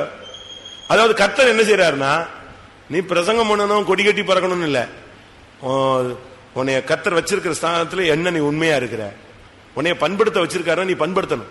காக்கணும்னா நீ என்ன செய்யணும்? காக்கணும். உங்களுக்கு கொடுத்த அந்த ஊழியத்தை செஞ்சீங்களா? பந்தி விசாரிப்ப செஞ்சீங்களா? சாம்பார் ஊத்துறத ஒழுங்கா ஊத்துனீங்களா? தண்ணி ஊத்துறத ஒழுங்கா ஊத்துனீங்களா? பெருக்குனீங்களா? நீங்க பைபிள்ல படிச்சு பாருங்க. அந்த பண்படுத்தவும் செய்யல, காக்கவும் செய்யல. பண்படுத்தி காத்திருந்தால் சர்ப்பத்தை என்ன செஞ்சிருக்கலாம்? கண்டுபிடிச்சிருக்கலாம். உள்ள வர்ற சர்ப்பத்தை சுலபமா கண்டுபிடிச்சிருக்கலாம். வந்துட்டான், உள்ள ஒரு ஆள் வந்துருச்சு. நீ தூங்கிட்டு இருந்தா கூட உன் இருதயம் விழிச்சிட்டு இருக்கணும். நல்ல தூக்கத்துல கூட உன் வீட்டுக்குள்ள பிசாசு வருதுன்னா நீ எழும்பிடுவ. ஒத்துக்கிறீங்களா? ஆவியானவர் தூங்க மாட்டார்ல. உனக்குள்ள ஏதோ வீட்டுக்குள்ள வருதுன்னா ஆவியானவன் பேசிடுவார், இந்த பிரச்சனை வருதுன்னு. நீ அப்பமே முழங்கால் போடு, அப்பமே சத்துரு. எங்கள் எருதுகள் பலத்தவைகளா இருக்கும், சத்துருக்கள் உட்புகுதலும் குடியோடி புகுதலும் இராது. நீ கரெக்டா இரு. ஏன் பிசாசு உள்ள வரான் உனக்கு தெரியல. நீ உனக்கு கொடுத்த ஊழியத்தை செய்யலன்னா பிசாசு வருவான். அது சின்ன ஊழியமா இருந்தாலும் சரி, பெரிய ஊழியமா இருந்தாலும் சரி, அதை நீ செய்யணும். ஒரு டேமரின் அடிக்கிற ஊழியமா கூட இருக்கும் அப்படின்னு அதை தூக்கி போட்டு நீ உட்காந்துக்கலாம். நீ அடிக்கலன்னா உடனே கர்த்தருடைய மகிமை அப்படியே குறைஞ்சு டிம் ஆகி போயிருந்தாங்க. அப்படியா? நீ அடிக்கலன்னா ஒண்ணுமே இல்லையா? அது கோடா கோடி தூதர்கள் இருக்கான் அங்க பாடுறதுக்கு. அதனால நாம செய்ய வேண்டிய ஊழியத்தை நம்ம கரெக்டா செய்யணும். அது சின்ன ஊழியமா இருந்தாலும் நீங்க அது உண்மையா செய்யணும். அது பிள்ளைகள் மத்தியில் நடக்கிற ஊழியமா இருக்கலாம், பெரியவங்க மத்தியில் நடக்கிற ஊழியமா இருக்கலாம், ஏழைகள் மத்தியில் நடக்கிற ஊழியமா இருக்கலாம், அது ஒரு தண்ணி கொடுக்கிற ஊழியமா இருக்கலாம். நான் 2.5 வருஷம் அசிஸ்டண்டா இருந்தேன். ட்ரைனிங் முடிச்ச உடனே என்ன கொண்டு போய் 2.5 வருஷம் அசிஸ்டன்ட் போட்டாங்க. 2 வருஷம் என்ன துணி துவைக்கணும், அயன் பண்ணணும். கொஞ்ச நாள் சிஸ்டர்ஸ் துணி துவைச்சு கொடுத்தாங்க அந்த பெரியவருக்கு. திருப்பி இதுங்க ஸ்ட்ரைக் பண்ண ஆரம்பிச்சிருச்சு. தொட பிரதர் நல்லா துவைச்சு அவர் ட்ரெஸ் மட்டும் ஒயிட்டா போட்டிருக்காருல்ல, அப்ப பிரதர் பெரிய பிரதர் துணியும் அவரே துவைக்கட்டும் அப்படின்னாங்க. இது என்னடா இது, சரி தரல கட்டிட்டாங்களா, ரைட்டு. முதல்ல அயன் பண்ணிட்டு இருந்தேன், திருப்பி துவைச்சு நானே என்ன செய்யணும், அயன் பண்ணணும். காலைல எந்திரிச்சா 6 மணி, ஜபமோ தவமோ அதெல்லாம் கிடையாது. 6 மணி ஆயிடுச்சா போய் அங்க கட்டட வேலைக்கு என்ன செய்யணும், கம்ப நட்டி சாரம் கட்டிடணும். அவ்வளவுதான். 7 மணிக்குள்ள அந்த விசுவாசி வந்துருவான். அதோட அவன் வர்றதுக்குள்ள கலவையை போட்டு என்ன செய்யணும், ரெடி பண்ண. அவன் ஒரு மிஷின் மாதிரி நின்னான்னா நைட்டு 10 மணி வரைக்கும் அப்படியே நின்று என்ன செய்வான், வேலை செய்வான். இவனுக்கு 3 பேர் அசிஸ்டண்டா இருந்தாலும் காணாது. நானும் இன்னும் 2 பையன், ஒருத்தன் டிரைவரு, இன்னொருத்தன் ஃபைத்தம்ல ஒரு விசுவாசி பையன். 3 பேரும் சளைக்காம அடிப்பான். 9 மணிக்கு வந்தா இங்க காலையில ஜெபம் முடிச்சு ஒரு ட்ரே வரும். நான் அந்த அசிஸ்டண்டா இருக்கும்போது எனக்கு ஒரு ஓட்டு ரூம் இருந்துச்சு. அந்த ரூம்ல போய் உட்கார்ந்து என்ன செய்ய வேண்டியது, சாப்பிடணும். சாப்பிட்டு முடிச்ச உடனே திருப்பி எங்க வந்துடணும், கொத்த வேலைக்கு வந்துடணும். ஸ்டார்ட், அவ்வளவுதான். போட்டு திருப்பி ஒரே போக்கு 1 மணி வரைக்கும், திரும்ப வந்து சாப்பிடணும். திருப்பி 6 மணி வரைக்கும் காஃபி. அதுக்கு பிறகு அவன் லைட்டை போட்டு வேலையை ஸ்டார்ட் பண்ணுவான் பாருங்க. இது முடிச்சா திருப்பி வந்து துணி துவை, உன் துணி துவை, பிரதர் துணி துவை, அயன் பண்ணு, இதை பாரு. இதுல திடீர்னு 6 மணிக்கு நானு இன்னைக்கு கூட்டத்துக்கு போக முடியல, நீ போயிட அப்படிம்பாரு. எத்தனை மணிக்கு? 6 மணிக்கு. அது ஆவடி இல்லைன்னா முத்தியால் புதுப்பேட்டைன்னு ஒரு இடம். அது அங்கிருந்து ஒரு 3-4 கிலோமீட்டர் போகணும். இனி நான் அந்த சிமெண்ட் போக குளிச்சு எண்ணெயை தேய்ச்சி இந்த சிமெண்ட்டை என்ன செய்யணும், எடுத்துட்டு ட்ரெஸ்ஸை மாத்திக்கிட்டு, 2 வீலர் கிடையாது, போட்டு சைக்கிளை போட்டு மிதிடா, மிதி மிதி மிதின்னு எங்க போய் சேரணும், 6:30 அங்க போய் சேர்ந்துடணும். இதுக்குள்ள பிரசங்கம் ரெடி பண்ணணும். எங்க ரெடி பண்றது? ரோட்லயே சோத்திரம் சோத்திரம் சோத்திரம் சோத்திரம் சோத்திரம் சோத்திரம் சோத்திரம் ஏதாவது ஒரு வசனம் வந்துக்கும். அதை இறுக்கி பிடிச்சு தொங்கிக்கிட்டே போயிடுவேன் நான். போய் அங்க ஒரு பிரசங்கம் முடிச்சுட்டு வந்தா திரும்ப அடுத்து 10 மணி ஜெபம் போ. எப்படிதாங்க நீங்க நினைக்கிறீங்களா? சும்மா இன்னைக்கு சின்ன பாஸ்டா வந்துட்டாங்க, பெரிய பாஸ்டா வந்துட்டாங்க, அவங்களுக்கு என்னங்க அப்படி வர்றாங்க, செல்லு வச்சிருக்காங்க, கார்ல வர்றாங்க, போய்ங்கிறான். நம்ம அவ்வளவு என்ன பண்றது, கத்தரை அவங்க கையில கொடுத்துட்டாரு. அப்படிதான் இப்ப நம்ம கணிப்பு. இன்னைக்கு இரும்புலியூர் போனா, அப்பா எவ்வளவு பெரிய செட்டுன்னு நாங்க போகும்போதுதான் வாங்கியிருந்தாங்க. வெறும் வயல் காடு, வயல், சுத்த வயல். காலையில 4 மணிக்கு எழுப்பி விடுவாங்க பாருங்க. ஐயோ கத்தாவே, எழும்பவே முடியாது. ஒரு நீங்க என்ட்ரு ஆகிறீங்கல்ல, அதுல ஒரு ஓலை செட்டு போட்டு இருந்துச்சு, அதுலதான் நாங்கெல்லாம் தங்கிடப்போம். 4 மணிக்கு பெட்ஷீட் கிட்ஷீட்லாம் புட்டிங்க இழுத்துருவான். எழுப்பி உட்கார்றா ஜெபத்து, 4 மணி ஜெபத்துக்கு உட்காரு. ஐசி இன்சார்ஜ், ஐசி அவங்களுக்கு பேரு. எழுப்பி உட்கார வச்சிருவான். எழுப்பி உட்காந்து தோத்திரம் பண்ணா தோத்திரம் தோத்திரம் தோத்திரம். 5 மணி ஆன உடனே ஒரு கட்டங்காப்பியை தூக்கி கொடுப்பான், குடிடான். குடிச்ச அடுத்த நிமிஷம் லாரி ரோட்ல நிக்கும், ஓடி போய் ஏறணும். உண்மையா சொல்றேன், உடனே லாரியில போய் ஏறணும். ஏறினா 7:30 மணிக்குள்ள என்ன செய்யணும், அங்க எங்கேயாவது கிடக்கிற கிணத்து மண்ணு, ரோட்ல குட்டி இருக்க மண்ணு, இதெல்லாம் பேசி வச்சிருப்பாங்க. எல்லாத்தையும் அள்ளி 7:30 இங்க வரணும். 7:30 இங்க வந்தா இந்த கஞ்சி தண்ணியில வெங்காயம் எல்லாம் போட்டு கொடுப்பாங்க. உண்மையா? அவன் அது பாட்டுக்கு 8 டம்ளர் 9 டம்ளர் குடிப்பான். ஏன்னா வேற வழி இல்ல, லாரியில மண்ணள்ளி போட்டு செத்து. சட்டையெல்லாம் சும்மா சக்கச்சவேர்னு இருக்கும், வெள்ளை சட்டையா இருக்காது, மஞ்சள் கலர்ல இருக்கும், இல்லைன்னா செவப்பா இருக்கும். அதை குடிச்சிட்டு அடுத்த ஒரு ட்ரிப் ஏறிடணும் வண்டியில. 9:30 வந்து நிப்பாட்டணும். வந்தா கஞ்சி கொடுப்பாங்க, உடனே லாரி ஏறணும். அடுத்த செகண்ட் நிக்கலன்னா போயிடுவான். திருப்பி அந்த வயல் வரைக்கும் நம்ம என்ன செய்யணும். அப்போ உள்ள ஐசி எல்லாம் இப்ப மாதிரி இல்ல, சரியான பாத்தீங்க. அவன் போயிட்டே இருப்பான் லாரி எடுத்துட்டு. ரிப்போர்ட் பண்ணா நமக்கு ஊழியமே கிடையாது. அதனால ஓடி நின்று தொத்தி எங்கேயாவது தொங்கிட்டாவது லாரியில போய் அடுத்த மண்.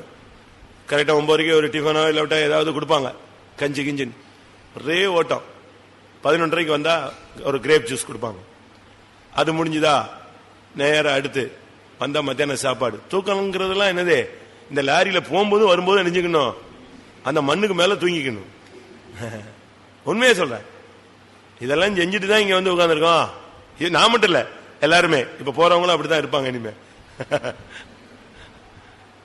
இது முடிஞ்சு கரெக்டா ஒரு 4 மணிக்குள்ள உள்ள வருவோம். ஏதாவது ஒரு டீ என்னவோ கிழங்கு அவிச்சு கொடுப்பாங்க 4-5 மணிக்கு. அதை சாப்பிட்டுட்டு திருப்பி போனா 7:30 வரணும், ஒரு காஃபி. திருப்பி போனா 10:30 வந்து உள்ள நிப்பாட்டுவான் லாரிய. இதுக்கு பிறகு இவன் துணி துவைப்பானா 4 மணிக்கு என்ன செய்யணும், எழும்பணும். 10:30 பிறகு இவன் சாப்பிடுவானா, குளிப்பானா, துணி துவைப்பானா, தூங்குவானா? யோசிச்சு பாருங்க. அவ்வளவு பேரும் மலேரியா படிச்சுட்டான். அவன் காலேஜ் பேங்க் இங்குன்னு ஒர்க் பண்ணிட்டு வந்து இங்க மண்ணை தூக்கி விட்டு அவ்வளவு பேரும் மலேரியா. 40 பேர்ல 24 பேர் படிச்சுட்டான். எப்பா வாழ்க்கையே போதுடா, முடிஞ்சு போச்சுன்னு. அட்டி குளிர் ஜுரம் வெளுக்குது. இந்த 10:30 பிறகு அங்க பின்னால ஒரு கிணறு இருக்கு தெரியுமா, பிரதர் சைட்ல மோட்டர் ரூம் கிட்ட ஒரு கிணறு இருக்கு. இதுதான் எங்களுக்கு வந்து என்டர்டைன்மெண்ட் ஏரியா. டைமே இதுதான். ஃப்ரீயா என்ஜாய் பண்ற டைமே நைட்டு 10:30க்கு பிறகு இந்த கிணத்துல குளிக்கிறது தான் என்னது வாழ்க்கையிலேயே சந்தோஷமான நேரம். 10:30க்கு பிறகு போய் சும்மா அவ்வளவு வரும் டம்மு டம்மு டம்முன்னு எல்லாம் உள்ள விழுந்துருவான். அந்த இருட்டுக்குள்ள விழுந்து குளிச்சு எந்திரிச்சு வந்து சாப்பிட்டுட்டு படுத்தான்னா செத்தா கூட எழும்ப முடியாது. எழுப்புனா கூட செத்து பண்ண மாதிரி இருப்பான். இவனை 4 மணிக்கு பெட்ஷீட் கிட்ஷீட் எல்லாம் கிழிச்சு எழுப்பி உட்கார வச்சு ஸ்தோத்திரம் பண்ணுமா. இவ்வளவு பண்ணி தாங்க வந்திருக்கிறோம். நல்ல வேலை சொல்லிட்டீங்க, நாங்க வரவே மாட்டோங்கிறீங்களா? இதே மாதிரிதான் சிஸ்டர்ஸுக்கும். எங்களுக்கு ஒரு ஐசின்னா அவங்களுக்கு 7 ஐசி நிப்பாங்க. நின்னால், நடந்தால், உட்கார்ந்தால், போனால், வந்தால். லேட்டா போனா என்ன அர்த்தம்? ஸ்பீடா இவ போறாம்பாங்க. ஸ்பீடா போயிட்டான்னா இவ ஏன் ஸ்பீடா போனாமா, ஸ்லோவா ஆயிடுச்சுன்னா இவன் எல்லாரும் போன பிறகு இவன் இங்க நிக்கிறாமா, அப்படியே இடிச்சு வரும். இதுதான் ஊழியம். எப்படி இருக்கு வர்றீங்களா? ஆனா இதை நீ செய்தால் பிசாசு வரமாட்டான். பிரமாணத்தின்படி நீங்க அந்த கஷ்டப்பட்டு கொஞ்ச காலம் அந்த ட்ரைனிங் பீரியட். இப்ப அதுக்கு ட்ரைனிங் பீரியட் இல்ல, ப்ரொஃபஷனல் பீரியட். பேங்க்ல இருந்து உங்களை ஊஸ் பண்ணிடலாம். ஊழியத்தை எடுக்கும்போது சொல்லிடுறாங்கல்ல 2 வருஷம் ப்ரொஃபஷனல் பீரியட், உங்களை செக்அப் டைம். இதுல என்ன தவறு இருந்தாலும் உடனே எங்க அனுப்புவோம்? விசுவாசியாக திருப்புவோம். அப்படிதான் சொல்றாங்க. பண்படுத்தவும் காக்கவும் அவன் அந்த ஊழியத்தை செய்யவில்லை. அதனுடைய சாத்தான் எங்க வந்தான்? தோட்டத்துக்குள் வந்தான். உன்னுடைய குடும்பத்தை நீ பண்படுத்தி காக்காவிட்டால், உன்னுடைய விசுவாச ஜீவியத்தை பண்படுத்தி காக்காவிட்டால், உன் இருதயத்தை எல்லா காவலோடு நீ காத்துக்கொள்ளாவிட்டால் யார் வருவா? உள்ள அவன் வருவான். அருமையான நதி இருந்துச்சு. அந்த நதியில குளிக்கலாம், நடக்கலாம், போகலாம். அந்த நதியின் ஓரத்தில் என்ன செய்யும்? பொன் விளையும். இவன் இங்கெல்லாம் சுத்தல, இவன் இங்க சுத்தமா யார்கிட்ட போய் உட்காந்து பேசிக்கிட்டு இருந்தா? அப்படிதானே? பைசோன் ஓடிக்கிட்டு இருந்துச்சு, கீகோன் ஓடிக்கிட்டு இருந்துச்சு, எதேக்கேல் ஓடிக்கிட்டு இருந்துச்சு, ஐபிராத் ஓடிக்கிட்டு இருந்துச்சு. அப்படிதானே? இவ இங்கெல்லாம் போகல. இவ போனது எங்க? இன்னொரு உட்காந்து பேசிட்டு இருந்தா. விசுவாச வீட்டுக்கு போ, ஜெபம் பண்ணு, முழங்கால் போடு, வீட்டை கதவு மூடு, தேவ சமூகத்தில் உட்காரு. அதை நீ செய்யல. விசுவாசம் அந்த பைசோன் ஆற்றின் நதியில என்ன செய்யுது? அந்த கரையிலே விசுவாசம் விளையும். நீ அங்க போ. விசுவாசம் விளையக்கூடிய அந்த தன்மைக்கு நீ போகாம எங்க போய்கிட்டு இருக்க? சாத்தான்கிட்ட பேசுறது, சாத்தான் சத்தம் கேட்கறது, சாத்தானுடைய சுவிசேஷத்துக்கு செவி கொடுக்கிறது. நீ அங்க போற? நீ அந்த நதியின் ஓரத்தில் போயிட்டே இரு. உன்னுடைய விசுவாசம் என்ன செய்யும்? கூட்டிகிட்டே இருக்கும். பரிசுத்தாவிக்குள்ள போ, கதவை மூடு. புருஷன் வெளியே போயிட்டானா கதவை மூடு. யாரையாவது கூட்டு உட்காந்து கதை அடிக்காத, லாக் பண்ணு. அந்த ரக்கத்தில் இருக்கிற உன்னுடைய பிதாவை நோக்கி என்ன செய்ய? கூப்பிடு. வெளியரங்கமாய் அவர் என்ன செய்வார்? பதில் கொடுப்பார். அதை செய்யாம நீ பொன் விளையும் பூமியில நீ நடக்காம நீ எங்க போய் உட்கார்ந்துட்டு இருக்கிற? விசுவாசத்தை வளர்ச்சி அடைய வைக்கிற காரியத்தை சிந்திக்காம சர்ப்பத்திட்ட உட்கார்ந்து பேசிக்கிட்டு இருக்கிற. இவன் எங்கேயோ சுத்த, அவ எங்கேயோ சுத்த, கடைசியில மொத்தமா எல்லாமே நெஞ்சிருச்சு, போயிடுச்சு. சரி, இவன் கனியை கொடுத்தா இவன் எவ்வளவு நாள் அங்க இருக்கிறான்? இந்த கனி வித்தியாசமா இருக்கு, இது எங்க இருந்து எடுத்தேன்னு கேட்க வேண்டாமா? கேட்கணும்ல? கேட்கணுமா கேட்க கூடாதா? என்ன விஷயம் இது, என்ன புதுசா இருக்கு அப்படின்னு சொன்னா அவ சொல்லியிருப்பா. இவன் அதெல்லாம் ஒண்ணுமே கேட்கல, குருட மாதிரி வந்தான். கொடுத்த உடனே பேசாம போட்டதை சாப்பிட்ட. இந்த ஒரு சிலர்லாம் வீட்டுல என்ன ஏதுன்னு கேட்க மாட்டாங்க, அது வாட்டு வச்சதெல்லாம் சாப்பிட்டு அமைதியா போயிட்டே இருப்பான். அது எப்படி வந்துச்சு, என்ன வந்துச்சு, நமக்கு அதெல்லாம் இருக்கு. இவன் கனியை கொடுக்க, இவன் சாப்பிட, கடைசியில விழுகை, மரணம், நிர்வாணம், தேவனை விட்டு ஓடுதல், ஒளிதல், தேவனை விட்டு பிரிதல். நான் சொல்ல வந்த பாயிண்ட் என்ன தெரியுமா? இந்த கனியை புசிச்சதுனால எவ்வளவு பெரிய இழப்புன்னு தெரியுமா உங்களுக்கு? கட்டளை ரொம்ப சுலபமானது, அதை மீறும் பொழுது வரும் தண்டனை கடினமானது. அன்னையோட தேவ சாயல் போயிடுச்சு, தேவ மகிமை போயிடுச்சு, தேவனுடைய ஆசீர்வாதம் போயிடுச்சு, தேவனை பார்க்கிற அந்த மகிமையின் தரிசனம் போயிடுச்சு, எல்லாமே போயிடுச்சு. ஒரு சின்ன இன்சிடென்ட் உன்னுடைய கிருபையை போக்கிடுச்சு. நான் சொல்றேன், ஒரு சின்ன இன்சிடென்ட். நான் பெருமைக்காக சொல்லல, பக்தி விருத்திக்காக சொல்றேன். நான் விசுவாசியா இருக்கும்போது நேற்று கூட ஒருத்தர் வந்தாரு, அவருக்கு என் டைரி எடுத்து காண்பிச்சேன். ஒரு காத்திருப்படத்தில் நான் உட்கார்ந்தேன்னா 15 தரிசனம் கிடைக்கும், இல்லைன்னா 20 தரிசனம் கிடைக்கும். எங்க பிரதர் கரெக்டா 8:15 ஆஃப் பண்ணுவார். நான் விசுவாசியா இருக்கும்போது கரெக்டா 8:15 பிரேக் பண்ணி கர்த்தர் உங்கள்கிட்ட பேசினதெல்லாம் சொல்லுங்க பாரு. ஃபர்ஸ்ட் ஆளா நான் எழும்புவேன், ஒரு குரூப்பே எழும்புவோன்னு வச்சுக்கோங்களேன். எல்லாம் தரிசனம் வெளிப்படுத்தல் சொல்லிட்டே இருப்பாங்க. அது ஒரு 1/4 மணி நேரம் என்ன செய்யும் போதும். கூட்டம் முடிஞ்ச உடனே அவங்க சொல்லுவாங்க, ஆமா இது எனக்கு தான், இது எனக்கு தான், நான் தான், நீ தான், இப்படி ஆயிடுச்சு எல்லாம் சொல்லி அதை அப்பவுமே கிளியர் பண்ணிக்கும். ஆனா அதாவது கிருபை இழக்கிற ஒரு சூழ்நிலை சொல்ற. என் சிஸ்டருக்கு மேரேஜ் ஆச்சு. அவளுக்கு அவன் நகையெல்லாம் கலத்தி இருந்தா. ஆனா இந்த குரூப்புங்க, எங்க வீட்டில் உள்ள ரட்சிக்கப்படாத டீமுங்க அவளை அடிச்சு நகையை போட்டு அவளை ஒரு இந்து பையனுக்கு பேசி கல்யாணம் கட்டி வச்சுட்டாங்க. முதல்ல ஒரு மண்டபத்தில் கல்யாணம் சொல்லிட்டு, ஆனா கல்யாணத்தை நேரம் கொண்டு போய் எங்க வச்சுட்டாங்க, இந்து கோயில்ல வச்சுட்டாங்க. அப்ப பாஸ்டர் கேசி வர்கீஸ் நான் கேட்டேன், பாஸ்டர் இப்படி கல்யாணம், நீ போக கூடாது, நீ ஊழித்து போறவன், நீ எங்க போக கூடாது, கல்யாணத்து பக்கம் போக கூடாதுட்டார். எப்படி இருக்கும்? ரைட், நான் போல நடத்திட்டு தானே, ஊழியத்துக்கு வரல, ஆனா ஊழியத்துக்கு போறோங்கிற அழைப்பு நமக்கு இருக்கு. அவர் சொல்லிட்டாரு, நீ போக கூடாது, நீ ஊழியத்துக்குரியாள், நீ போக கூடாது. சரி போல. உடனே எங்க அண்ணன் என்ன சொல்லிட்டாரு, நீ கல்யாணத்துக்கு வரலையா, சரி அப்ப நான் கல்யாணத்துக்கு போறேன், நீ ரிசப்ஷனை பாருன்ட்டாரு. கடைசியில் நான் வேற வழி இல்லையே, கூட பிறந்துட்டேன் இல்லையா, சரி ரிசப்ஷனை பாத்துக்கிறேன்னு சொன்னேன். அங்கதான் பிசாசு எனக்குள்ள நெஞ்சிருச்சு வந்துச்சு. ரிசப்ஷன் என் கண்ட்ரோல்ல வந்துருச்சு.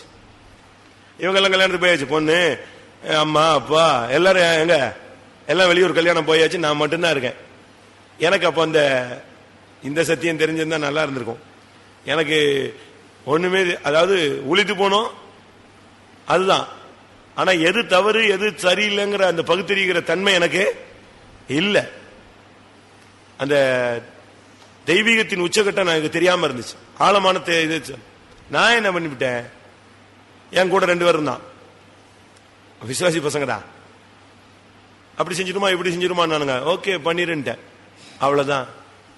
அவன் பாட்டுக்கு தட்டன்னு ரெடி பண்ணானுங்க. பயங்கரமா ரிசப்ஷனுக்கு ஒரு ஸ்டேஜை போட்டு ரெடி பண்ணி நின்ன உடனே, பொண்ணு வாப்பல நின்ன உடனே பட்டாசு வெடிச்சு நொறுக்கிட்டானுங்க. நானும் அதை யோசிக்காம நெஞ்சிட்டேன். பட்டாசு வாங்கலாமா, வாங்க வெடி வச்சிரு, இதை பண்ணலாமா, அவன் கேட்டதெல்லாம் சரி, பந்தல் போட்டுருமானா, டெக்கரேட் பண்ணிடுவோம், வெடிச்சிடலாம், வெடி வைக்கலாம், பரவாயில்ல வை. இவ்வளவு நடந்துச்சு. அதான் நான் என்னுடைய புத்தியினத்தை நான் சொல்றேன். அது அறிக்கை தான், இது அறிக்கையின் கூட்டம் தானே. பாஸ்டரே இப்படித்தான் இருந்தாரா, நீ தலைவுப்புற வர்றதுக்காக சொல்லல. நம்மளும் உடனே பாத்தியா, அதெல்லாம் எல்லாருமே இப்படித்தான் போயிட்டு வந்திருக்காங்கன்னு சொல்லக்கூடாது. பக்திக்காக சொல்றேன், அறிக்கையாக சொல்றேன், ஜோக்குக்காக சொல்லல, சீரியஸ்னஸ் சொல்றேன். என்ன நடந்துச்சு, இப்ப கல்யாணம் முடிஞ்சு யார் வந்துட்டா, பொண்ணு அப்பல வருது, அடி கொளுத்திட்டானுங்க, பட்டாசு வெட்டிச்சு, ஒரு அமர்களை முடிஞ்சு உள்ள வந்தா, இந்த உலகத்து முறைப்படி அந்த கல்யாணம் கட்டி மாப்பிள்ள வந்தா பொண்ணோட அண்ணனோ தம்பியோ என்ன செய்யணும், ஒரு ஜுவல்ஸ் போடுவாங்க, ஒரு மோதிரமோ ஒரு செயினோ என்ன செய்வாங்க கொடுக்கணும். தபால்னு நீ கல்யாணத்துக்கு வரல, நீ கொடுத்துருட்டாங்க. எனக்கு அந்த நேரத்தில் ஒரு புத்தி இல்லாம தகால்னு மாப்பிள்ளை இறங்கி வந்தாரு, மோதிரத்தை தூக்கி கையில மாட்டிட்டேன், கொடுத்தாங்க, இந்த கொடுனாங்க, போட்டு விட்டேன். அவ்வளவுதான். நான் போட்டுட்டு பேசாம முடிஞ்சது, ரிசப்ஷன் முடிஞ்சது, அவங்க போயிட்டாங்க. ரிசப்ஷன்ல உட்காந்து இவன் அழுதா, டே பாடுறா என்னை கொண்டு போய் இந்து கோயில வச்சு கல்யாணம் கட்டி வச்சுட்டாங்கடான்னு அழுதா எங்க அக்கா. இனி அழுது பிரயோஜனம் இல்லை, போயிட்டு வந்துட்டு போ அப்படின்னு விட்டாச்சு. அந்த வாரம் சனிக்கிழமை காத்திருப்பூடத்துல போய் உட்கார்ந்தேன். எனக்கு ஒரு தரிசனம் வரல. நீங்க நம்புறீங்களா? ஒரு தரிசனம், ஒரு சிங்கிள் தரிசனம் கூட இல்ல. அப்படி பிளாங்கா போயிடுச்சு, அந்த கிருபையே போயிடுச்சு, இன்னைக்கு வரைக்கும் போயிடுச்சு. இப்ப நான் தரிசனம் திருக்கசனம் சொல்றதெல்லாம் ஒரு பிளாஷ் தான், லைட்டா. அதுல 1% என்ன செய்யுது, ஊழியத்தில் இருக்கிறதுனால ஏதோ கொடுக்கிறாரு. அது 100% இருந்துச்சுன்னா இப்ப உங்களெல்லாம் தண்ணி காட்டிடுவேன். உண்மையா? அப்படி பட்டு பட்டு பட்டு பட்டுன்னு தெரிக்கும். அன்னையோடையே போயிடுச்சு. நான் எல்லா சபையிலும் ஒரு அறிக்கையை சொல்றேன். நான் இருக்கிற சபைகள் எல்லாம் விசுவாசிகள் ஏமாந்து போய் உலக வழிபாடுகளுக்கு இடம் கொடுத்து எதை விட்டுறாதீங்க. உங்களுக்கு கொடுக்கப்பட்ட கிருபை வெளிப்படுத்தல. அன்னைக்கு முழுசும் உட்கார்ந்து அழுதேன். நான் இந்த சைடுல அழுதேன், எங்க அக்கா அந்த சைடுல உட்கார்ந்து காத்திருப்பதுல அழுதா. அவ ஒரு 1.5 மணி நேரம் அழுதா. இந்த கோயில்ல போய் என்னை கட்டி வச்சாங்க. நான் ஒரு 1.5 மணி நேரம் அழுதேன். 8:15 கர்த்தர் பேசினவர்கள் சொல்லுங்கன்னா எல்லாரும் எழும்புனா, நான் எழும்பவே இல்லை. அதோட அது அப்படி மங்கி போச்சு. அது ரொம்ப வருத்தம் எனக்கு. நேத்து கூட ஒருத்தட்ட பேசும்போது கர்த்தர் என்னை அழைச்ச அழைப்பை பத்தி பேசும்போது அந்த டைரி எடுத்து வந்தேன். 83 நான் விசுவாசியா இருக்கும்போது உள்ள டைரி. அது வாட்டுக்கு ஒரு நியூ இயர்லயே ஒரு 30 வசனம் என்கிட்ட பேசினார். 30 காரியம் அதை எடுத்து காமிச்சு.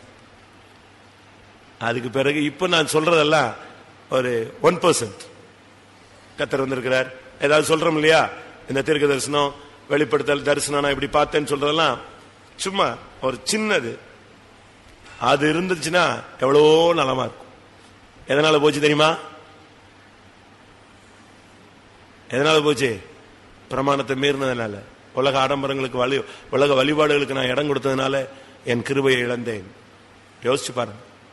நம்ம சும்மா சிம்பிளா செஞ்சுட்டு வந்துடும். கனியை புசிச்சுட்டு வர்றது ரொம்ப சிம்பிள். எட்டி கிடக்கிற ஒரு கனியை எடுத்து சாப்பிட்டு கடிச்சிட்டு வர்றது, இந்த புளியங்க கீழே உள்ளது எடுத்து கடிக்கிறது பெரிய பாவம், பெரிய தவறா, பெரிய சாதனையா? அது சிம்பிள். ஆனா அதுக்கு உள்ள தண்டனையை பாத்தீங்களா? தண்டனை எவ்வளவு பெரிய தண்டனை, கொடிய தண்டனை. காலத்துக்கும் அவன் யாரை பார்க்க முடியாம போயிட்டு தேவனை பார்க்கவே முடியல. அந்த மகிமையே போயிடுச்சு. கண்களை மூடுவோம். ஒரு 10 நிமிஷம் டைம் தர்றேன். ஒரு சின்ன கட்டளையை மீறினதுனால மிகப்பெரிய கொடிய தண்டனை. தேவ மகிமை இழந்து போனது, கிருபையை இழந்து போனோம், தெய்வீகத்தை இழந்து போனோம். நம்ம நினைப்போம் ஒரு சின்ன தவறுன்னு. கிடையவே கிடையாது. தேவனுக்கு சின்ன தவறு கூட இருக்கக்கூடாது. எல்லாரும் கண்களை மூடி கொஞ்ச நேரம் தேவ சமூகத்தில் நாம் நம்மை தாழ்த்தி ஆராய்ந்து பார்ப்போம். நாம் ஆதாமா ஏவாளா? ஏன் கர்த்தருடைய சத்தத்துக்கு செவி கொடுக்காம போயிட்டோம்? ஏன் கட்டளையை மீறிட்டோம்? எந்த இடத்துல கர்த்தரை விட்டு பிரிஞ்சோம்? எந்த இடத்துல நாம் பண்படுத்தவில்லை? எந்த இடத்துல தேவன் கொடுத்த ஊழியத்தை நம்ம செய்யல? நாளைக்கு செய்யலாம், செய்யக்கூடாது. நீ உனக்கு கொடுக்கப்பட்ட ஊழியம் சின்ன ஊழியமோ பெரிய ஊழியமோ, உன்னை நம்பி கர்த்தர் கொடுத்தார், அந்த ஊழியத்தை நீ செய். காலம் வரும் பொழுது கர்த்தர் உன்னை கனப்படுத்துவார். ஆதாமை போல் இருக்கிறாயோ? ஏவாளை போல் இருக்கிறாயோ? ஏன் கூட்டத்துக்கே வருவதில்லை? ஏன் உன்னை ஒழித்துக் கொள்ளுகிறாய்? ஏன் எங்கேயோ ஓடுகிறாய்? இன்னைக்கு உன்னுடைய மனசாட்சியில் நீ குற்றவாளி, ஒரு நிர்வாணிங்கிற ஒரு அறிவு உனக்கு வந்து விட்டது. தாழ்த்து. கர்த்தாவே, உம்முடைய கட்டளை நான் மீறினது தவறு ஆண்டவரே. கவனமா நடந்து கொண்டேன், புத்தி இல்லாம நடந்து விட்டேன் சுவாமி, என்னை தயவாய் மன்னியும். ஆமென். தேவனை நோக்கி பார்ப்போம். உனக்கு ஏன் தீர்க்க தரிசனமே வரல? உனக்கு ஏன் இப்ப தரிசனமே கிடைக்கிறது இல்ல? ஏன் உனக்கு விழிப்பே வர்றதில்ல? ஏன் இப்ப நைட்ல உன்னால ஜெபிக்க முடியல? ஏன் உனக்கு இப்ப சத்தமே, தேவ சத்தமே கேட்கல? ஏன் இப்ப ஜெபிக்கும் போது உனக்கு பதிலே கிடைக்கல? ஏன் ஒரு காரியத்தில் நீ தடுமாறி இருக்கும்போது உனக்கு ஆலோசனை கிடைக்கல? ஏன் உனக்கு ஒரு நிம்மதி இல்லாத ஒரு தன்மை? நன்றாக புரிந்து கொள், எங்கேயோ நீ கட்டளையை மீறி இருக்கிறாய்.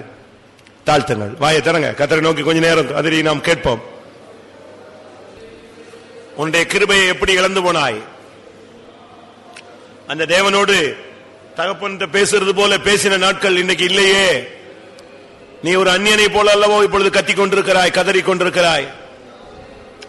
தேவனை முகமுகமாய் தரிசித்தல், அருமையான தரிசனம், அருமையான வெளிப்படுத்தல், அருமையான சொப்பனங்கள், அதிக அருமையான வாக்குத்தத்தங்கள், இப்பொழுது ஒன்றுமே உனக்கு இல்லையே. காரணம் என்ன? எல்லாவற்றையும் இழந்து ஆதாமை ஏவாளை போல நீ தேவ சமூகத்தை விட்டு விலகி போய் கொண்டிருக்கிறாய். இன்றைக்கு கர்த்தர் உன்னை இழுக்கும்படியாக நீ எங்கே இருக்கிறாய்? நான் மறுபடியும் உன்னை நேசிக்கிறேன் என்ற சத்தத்தோடு வந்திருக்கிறார். ஆமென். கர்த்தர் நம்முடைய ஜீவியத்தில் உள்ள ஆதாம் ஏவாளுடைய தோல்வியின் நிலவரங்களை வெளிப்படுத்தி கொடுத்திருக்கிறார். அதை அகற்ற முடியாது. ஸ்தோத்திரம் பண்ணுவோம்.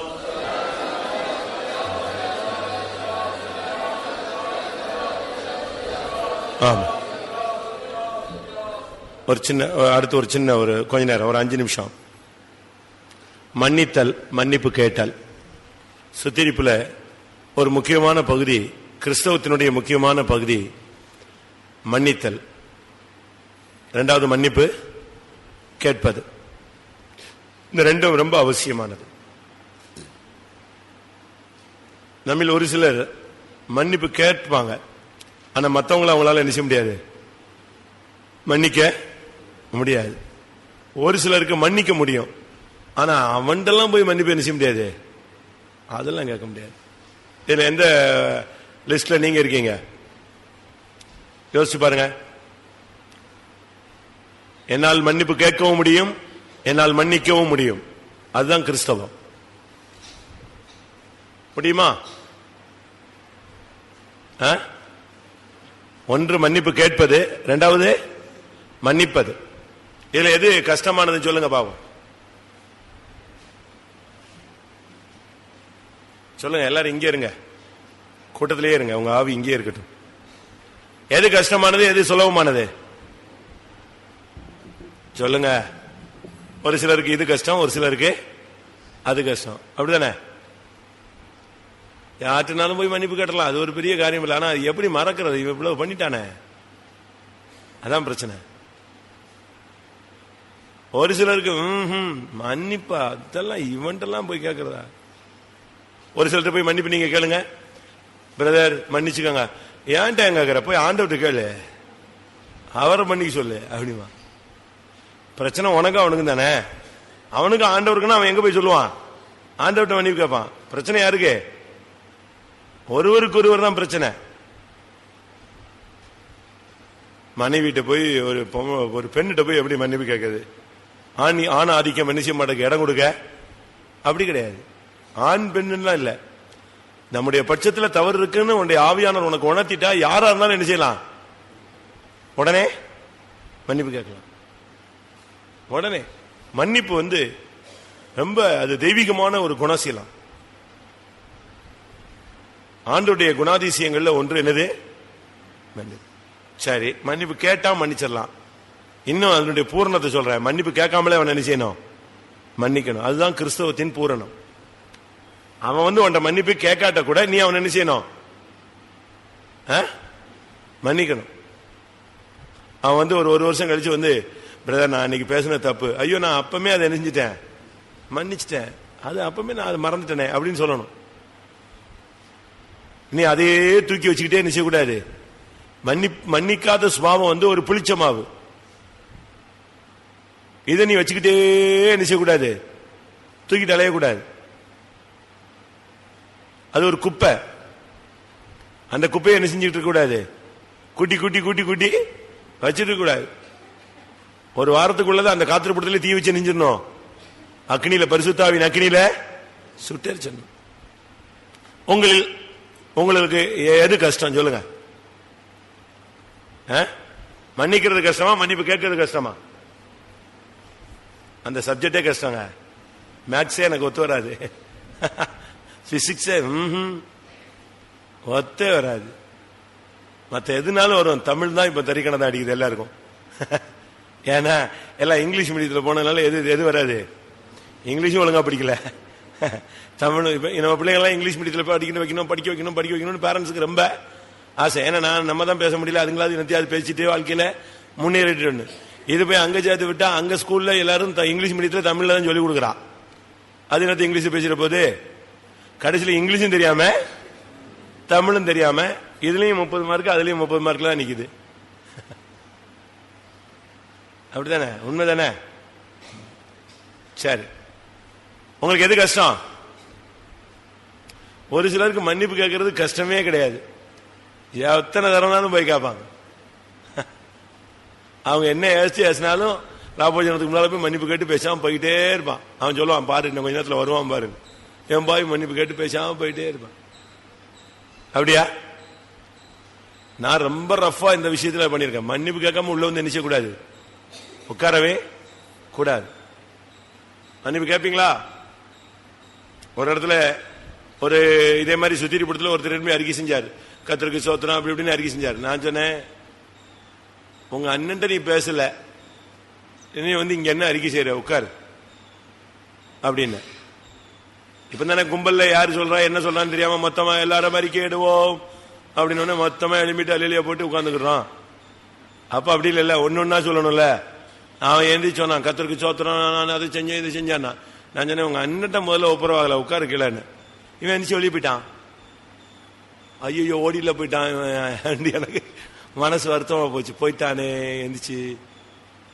நம்ம ஒரு ஆத்மாவை எடற பண்ணிட்டோமோ, கூட்டம் முடிஞ்சு அவனை கூட்டு சத்தம் போட்டுருக்கலாமோ, சாட்சி கூட்டம் அறிக்கையிலே உட்காருட்டோமே, துக்கப்பட்டானே போயிட்டானே இயேசுவே, என்ன நடக்க போதோன்னு யோசிச்சேன். திருப்பி கொஞ்ச நேரம் ஆவியில் அரைஞ்சிக்கிட்டு இருந்தா திரும்பி வந்துட்டான். என்னடா இவன் எங்க போனா? இப்போ எனக்கு ஒரே குழப்பம். சரி கூட்டம் முடிஞ்சு பேசிக்கலான்னு கூட்டம் முடிஞ்சு நான் சொன்ன உடனே எந்திரிச்சு வெளியே போனேன்னு கேட்டேன். நீங்க தான் சொல்லிட்டீங்க ஒப்புரவாயிட்டு வரணும்னு. எங்க அண்ணன் வீட்டுக்கு போய் ஒப்புரவாயிட்டு வந்தேன். எப்படி? உடனே கீழ்ப்படிதல். உடனே அவன் அதை துக்கமா எடுத்து பாஸ்டர் பிரதர் என்னைய சத்தம் போட்டாருன்னு அவன் எடுக்காம, லௌகிக துக்கமா எடுக்காம அவன் எப்படி எடுத்துக்கிட்டான்? தேவனுக்கு ஏற்ற துக்கமா. உடனே வீட்டுக்கு போய் அவங்க அண்ணன் 8:45 வீட்டுல படுத்து கிடக்கான். கதவை தட்டி, என்ன நான் பேசினதெல்லாம் தப்பு தான், மன்னிச்சிருனான்னு சொல்லிட்டு அங்க இருந்து இங்க வந்துட்டான். இவெல்லாம் விசுவாசி. கரெக்ட் தானே? உடனே நமக்கு அப்படி பண்ணி பார்க்க முடியுமா? நான் நேற்று கேட்டேன், 6 கூட்டம் முடிந்தும் கேட்டவர்கள் எத்தனை பேர்? சரி, இப்ப 9வது கூட்டம் முடிந்து எத்தனை பேர் மன்னிப்பு கேட்டிருக்கீங்க? இல்லையே. மன்னிப்பு கேட்டிருக்கணும், ஒப்புரவாயிரும். இதுல பிரச்சனை என்னன்னா, பைபிள் என்ன சொல்லுது? நீ பலிபீடத்தண்டையில் உன் காணிக்கையை செலுத்த வந்து அவன் பேரில் உனக்கு துக்கம் இல்ல, உன் பேரில் அவனுக்கு மன வருத்தம் உண்டு என்று நீ கண்டாயானால் நீ காணிக்கை இங்க வச்சுட்டு போய் நெஞ்சிட்டு வா, ஒப்புரவாயிட்டு வாங்க. எந்த விசுவாசி இப்படி செய்யறான் சொல்லுங்க? அதனாலதான் ஒரு விசுவாசி கொடுத்த காணிக்கை அங்கீகரிக்கப்படாம கிடக்கு. காணிக்கை அங்கீகரிக்கப்படாததுக்கு காரணம் என்னன்னா, இவன் ஊரெல்லாம் சண்டை போட்டு, வீட்டுல அடிச்சு போட்டுட்டு, மனைவிட்ட சண்டை போட்டுட்டு, பிள்ளைகள்கிட்ட சண்டை போட்டு, பெற்றோர்கிட்ட சண்டை போட்டுட்டு, எல்லாத்தையும் வைராக்கியத்தை வச்சுக்கிட்டு, பாஸ்டர் காணிக்க வாங்க மாட்டாருன்னா நேர சின்ன பாஸ்டர் காணிக்க கொடுக்கறது, சின்ன பாஸ்டர் வாங்க மாட்டாருன்னா பெரிய கட்ட போய் கொடுக்கறது, ஒண்ணும் இல்லைன்னா சின்ன சிஸ்டர்ஸ்ட அப்படி காணிக்க வாரி வழங்குற மாதிரி. இந்த காணிக்கை எங்கேயாவது போய் சேர்த்து பண்ணணும்னு சொல்லிட்டு, இல்ல உண்டில் பெட்டி தூக்கி போட்டு ஓடிக்கிட்டே இருக்கிறது அங்கீகரிக்கப்படாது. உன் பேரில் இன்னொருத்தனுக்கு குறை உண்டு என்று கண்டால் நீ அவனிடத்துல போய் என்ன செய்ய? முன்பு ஒப்புரவாகி பின்பு உன் காணிக்கையை செலுத்து. நம்ம அப்படி செய்யறோமா?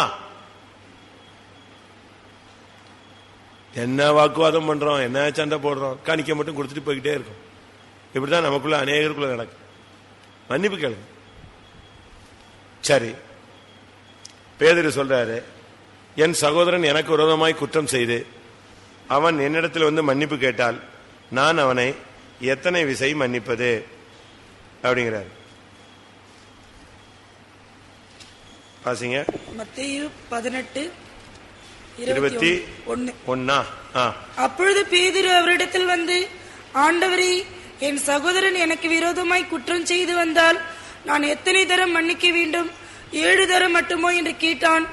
அதற்கு இயேசு, 7 தரம் மாத்திரமல்ல, 7 தரம் மட்டும் என்று உனக்கு சொல்லுகிறேன். அப்படின்னு என்ன அர்த்தம்? பேதுருவுக்கு சகோதரன் யாரு? பேதுருவுக்கு சகோதரன் யாரு? அந்திரேயா. அவனும் ஊழியக்காரன் தான், இவனும் ஊழியக்காரன் தான். இப்ப இவன் வந்து தப்பு செஞ்சா நான் எத்தனை தரம் மன்னிக்கிறேன்னு கேக்குறான். ஏசு என்ன சொன்னாரு? 7,490 தரம். அவன் மன்னிப்பு கேட்கிறானோ இல்லையோ, மன்னிக்கிறேன் மன்னிக்கிறேன் மன்னிக்கிறேன் மன்னிக்கிறேன் மன்னித்தேன் ஆண்டவரே. அந்திரேயா அவன் மன்னிச்சுட்டான் ஆண்டவரே, அவனை இனிமே நான் கசந்து கொள்ளவே மாட்டேன். 490 தரம் நீ சொல்லி இந்த ஆவியை உன்னை விட்டு என்ன செய்யணும்? துரத்தணும். மன்னிப்பீங்களா? மன்னிக்க முடியுமா? லூக்கா எழுதின சுவிசேஷம் 17:3-4. உங்களை குறித்து எச்சரிக்கையாயிருங்கள். உன் சகோதரன் உனக்கு விரோதமாய் குற்றம் செய்தால் அவனை கடிந்து கொள். அவன் மனஸ்தாபப்பட்டால் அவனுக்கு மன்னிப்பாயாக.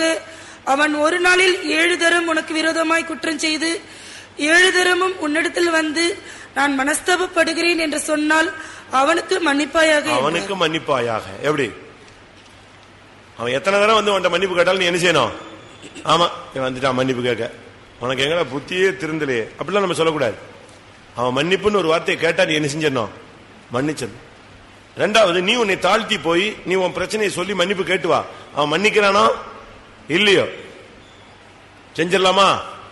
இன்னும் 5 மணி நேரம் இருக்கு, 6 மணி நேரம் இருக்கு ராபோஜனத்துக்கு. அதுக்குள்ள நீங்க யார்கிட்ட போன் போட்டு பேசணுமோ எல்லாத்தையும் என்ன செஞ்சிருங்க? மன்னிப்பு கேட்டுருங்க. இல்லைன்னா இந்த கடைசி நேரத்தில் இழுத்துட்டு கிடக்கும்போது சித்தப்பாவை கூட்டு வா, நான் மன்னிப்பு கேட்டுறேன், நான் இனிமே பிழைக்க மாட்டேன், நான் பரலோகத்துக்கு போறேன். அப்படியா?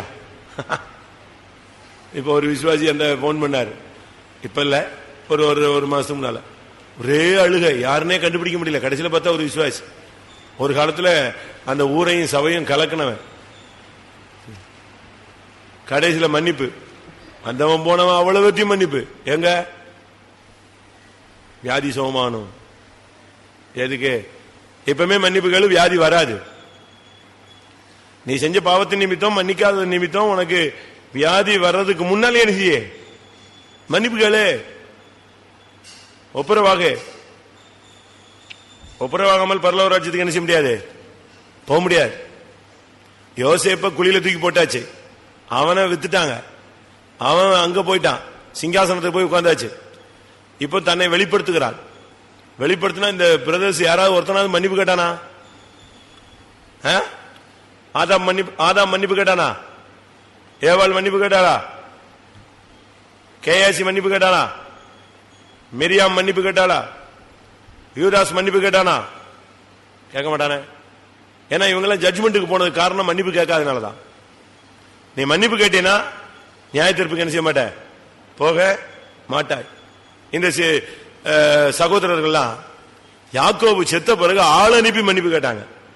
ஆதியாகமம் 50ஆம் அதிகாரம் 16-17 பாத்தீங்கன்னா, இவனுங்களுக்கு போய் மன்னிப்பு கேட்டு நின்று தைரியமா மன்னிப்பு கேட்க விருப்பம் சக்தி இல்ல. யார் அனுப்புறான்? ஆள் அனுப்பி, உங்களுடைய சகோதரர் செய்த சகோதர துரோகத்தை நீங்க என்ன செய்யணும்? மன்னிக்கணும். அவங்க செய்த பாதகத்துக்கு ஏற்ற தண்டனையை நீங்க என்ன செய்யக்கூடாது?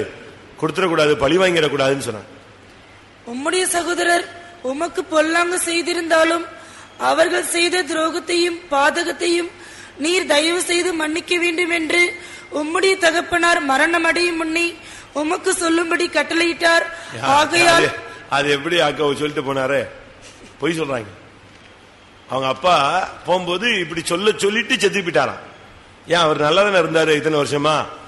அப்ப யோசிப்பிட்ட சொல்லிருக்கலாம்ல ஒரு வார்த்தை, தம்பி அவங்க செஞ்சதெல்லாம் நீ நினைச்சுக்காதப்பா, வேற புத்தி இல்லாம அந்த காலத்துல செஞ்சுட்டாங்க அப்படின்னு சொல்லிருப்பார்ல. யாக்கோபு பயங்கரமான ஆள், அவன் எப்படி சொல்லாம இருப்பான்? அவன் கரெக்ட் நேரத்துல கரெக்டா பேசுவான். ஆனா இவங்க இப்ப சொல்றாங்க, உங்க அப்பா மரணம் அடையதுக்கு முன்னாலே என்ன செஞ்சுட்டு இருந்தாரு? மன்னிக்க சொல்லிட்டு போனார். அப்ப இன்னும் உனக்கு உண்மையான மனஸ்தாபம் இல்ல. ஒரு சில சொல்லுவாங்க, கர்த்தருக்கு ஸ்தோத்திரம், நான் உங்களுக்கு விரோதமா ஏதாவது செஞ்சிருந்தா மன்னிங்க. செஞ்சதெல்லாம் என்னது? செய்து இருந்தால நீ செஞ்சுதான் அவன் தான் செத்து போயிட்டானே. அவனை விசுவாசத்தை விட்டே குழப்பி விட்டுட்ட. அவன் கிருபையே போயிடுச்சு. அவன் சோர்ந்து போயிட்டான், ஊழியமே செய்ய முடியாம ஒதுங்கி போயிட்டான். நீ இப்ப போய் அவன்கிட்ட போய் சொல்லுவாங்க, நான் செஞ்சது உங்களுக்கு துக்கமா இருந்தா மன்னிச்சுக்கோங்க. துக்கமா இருந்தால் அல்ல, நான் உன்னை துக்கப்படுத்திட்டேன், என்ன செய்ய? மன்னி. நான் கத்திய வச்சு குத்திட்டேன், உனக்கு வலிச்சதுன்னா மன்னிச்சுக்கோ. அப்படியா? நீ குத்தி அவன் 10 தையல் போட்டு உட்கார்ந்துருக்கான். நீ போய் நான் குத்திட்டேன், உனக்கு வலிச்சதுன்னா மன்னிக்க. வலிக்கலையா? அவன் எருவு மாட்டு கூட வலிக்கும். அவனுக்கு இருதயம் இருக்கு, அவனுக்கும் வேதனை இருக்கு இல்லையா? நீ பண்ணதுல அவன் நொறுங்கி ஒண்ணு இல்லாம போயிட்டானே, அப்படித்தானே? அப்ப அவன் நீ மன்னிப்பு கேட்கணும். அந்த உன்னுடைய மன்னிப்பு அவனுடைய காயத்தை என்ன செய்யணும்? ஆற்றணும். மன்னிப்பு கேள். உன் குடும்பத்துக்காக கூட நீ மன்னிப்பு கேட்கலாம். உன் குடும்பத்துக்காக நீ மன்னிப்பு கேட்கலாம். உன் பிள்ளைகளுக்காக நீ மன்னிப்பு கேட்கலாம். நாங்க அப்படி கேட்கிறோம். 2 விசுவாசி சண்டை போட்டுட்டே இருப்பான், வாக்குவாதம் வச்சு 2 பேரையும் காம்ப்ரமைஸே பண்ண முடியாது. கடைசியில நாங்க சொல்லுவோம், சரி அவன் சார்பில் நான் மன்னிப்பு கேட்கிறேன் அப்படின்னா தான் அந்த பிரச்சனை நிச்சயம். சரி, பாஸ்டா மன்னிப்பு கேட்கணும். அவன் தானே எப்ப அவன் கேட்கல, புத்தி இல்லாம செஞ்சுட்டான், சரி தெரியாம செஞ்சுட்டான் அவங்க அண்ணன், நான் அவன் சார்பில் உனக்கு அவன்கிட்ட என்ன செய்யறேன்? மன்னிப்பு கேட்கிறேன்னு அப்படியே ஆஃப் ஆயிடும். அபிகாயில் போய் தன் புருஷன் நிமித்தம் அவதான் மன்னிப்பு கேட்டா. இல்லன்னா தாவீது அன்னைக்கு அவ்வளவு வரையும் கொண்டிருப்பான். வாசிங்க 1 சாமுவேல் 25-28.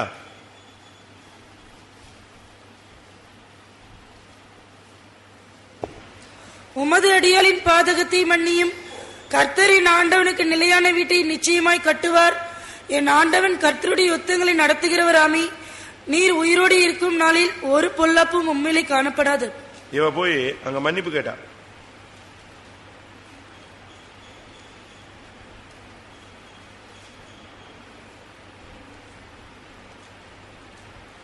எங்க 24 அவன் பாதத்திலே விழுந்து, என் ஆண்டவனை, இந்த பாதகம் என்மேல் சுமரட்டும், உம்முடைய அடியாளுடைய வார்த்தைகளை. அவ ஓடி போய் இந்த பாதகம் யார் மேல் சுமரட்டும்? நாபால் மேல சுமர வேண்டாம். யார் மேல சுமரட்டும்? என் மேல சுமரட்டும். அவ சொல்றா இது நாபால் தான் குற்றம் செஞ்சது. அவ என்ன சொல்றா? உமது அடியாளின் பாதகத்தை, அதான் புருஷன் செஞ்ச தப்ப யார் தப்பா ஏத்துக்கிறா? தன்னுடைய தவறா ஏத்துக்கிட்டு, ஒரே சரீரம் இல்லையா, ஒரே மாம்சம். அவ சொல்றா உம்முடைய அடியாளின் பாதகத்தை நீர் என்ன செய்யும்? மன்னியும்.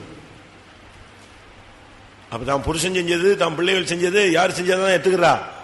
ஏன்னா அந்த நியாயத்திற்கு வரும் பொழுது யாருக்கும் சேர்ந்தா வரும், இவளுக்கும் சேர்ந்தா வரும்.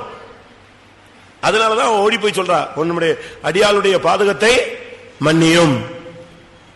கேப்பீங்களா? அப்படி என்னாகமம் 14:20. அப்பொழுது கர்த்தர், உன் வார்த்தையின்படி மன்னித்தீன். மோசே போய் ஜனத்துக்காக மன்னிப்பு கேட்டான். அப்ப கர்த்தர் சொன்னாரு, நீ கேட்டதுக்காக என்ன செய்யற? மன்னிக்கிறேன். இப்ப சில இடங்கள்ல பிள்ளைங்க சண்டையை போட்டு பிரச்சனையை பண்ணிடுவாங்க. பேரண்ட்ஸ் போய் என்ன செய்வாங்க? நான் மன்னிப்பு கேட்கிறேன் அப்படிமா. அதே போல மோசே முழு ஜனத்துக்காக சொன்னான், ஆண்டவரே இந்த ஜனம் தப்பு செஞ்சிருச்சு, நீங்க நெஞ்சிருங்க, மன்னிச்சிருங்க. அப்ப கர்த்தர் சொன்னாரு, உன் வார்த்தையின்படி அவங்க எல்லாரையும் என்ன செய்யற? மன்னிக்கிறேன். கேளு, உன் குடும்பத்துக்காக கேளு, உன்னுடைய பிள்ளைகளுக்காக நீ மன்னிப்பு கேளு. அந்த மன்னிப்பு கிடைக்கும் பொழுது நோய் சுகமாகிவிடும். 103ஆம் சங்கீதம் 3ஆம் வசனம்.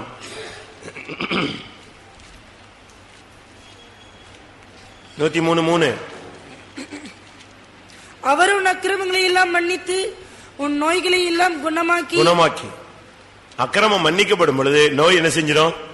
குணமாயிடும். அதனாலதான் நான் சொன்னேன், சுத்திரிப்பு கூட்டத்தோடு இந்த வியாதி, சாபம், போராட்டம், பிசாசு எல்லாம் ஃபைனல் செட்டில்மெண்ட் ஆயிடணும், முடிச்சிடணும், ஃபைல க்ளோஸ் பண்ணுங்க. மன்னித்தால் அது மகிமை. நீதிமொழிகள் 19:11.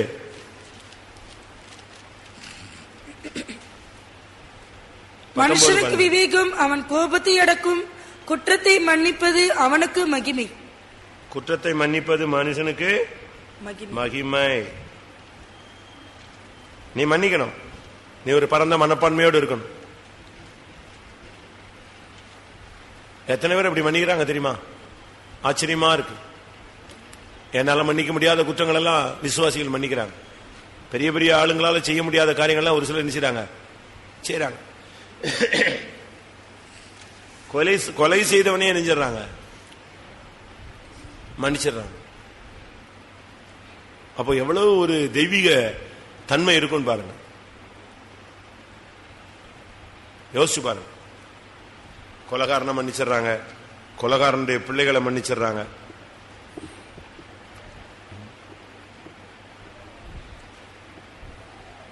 ஒன்றை புரிஞ்சுக்கணும், நாம மன்னிக்காட்டா மன்னிப்பு கிடையாது.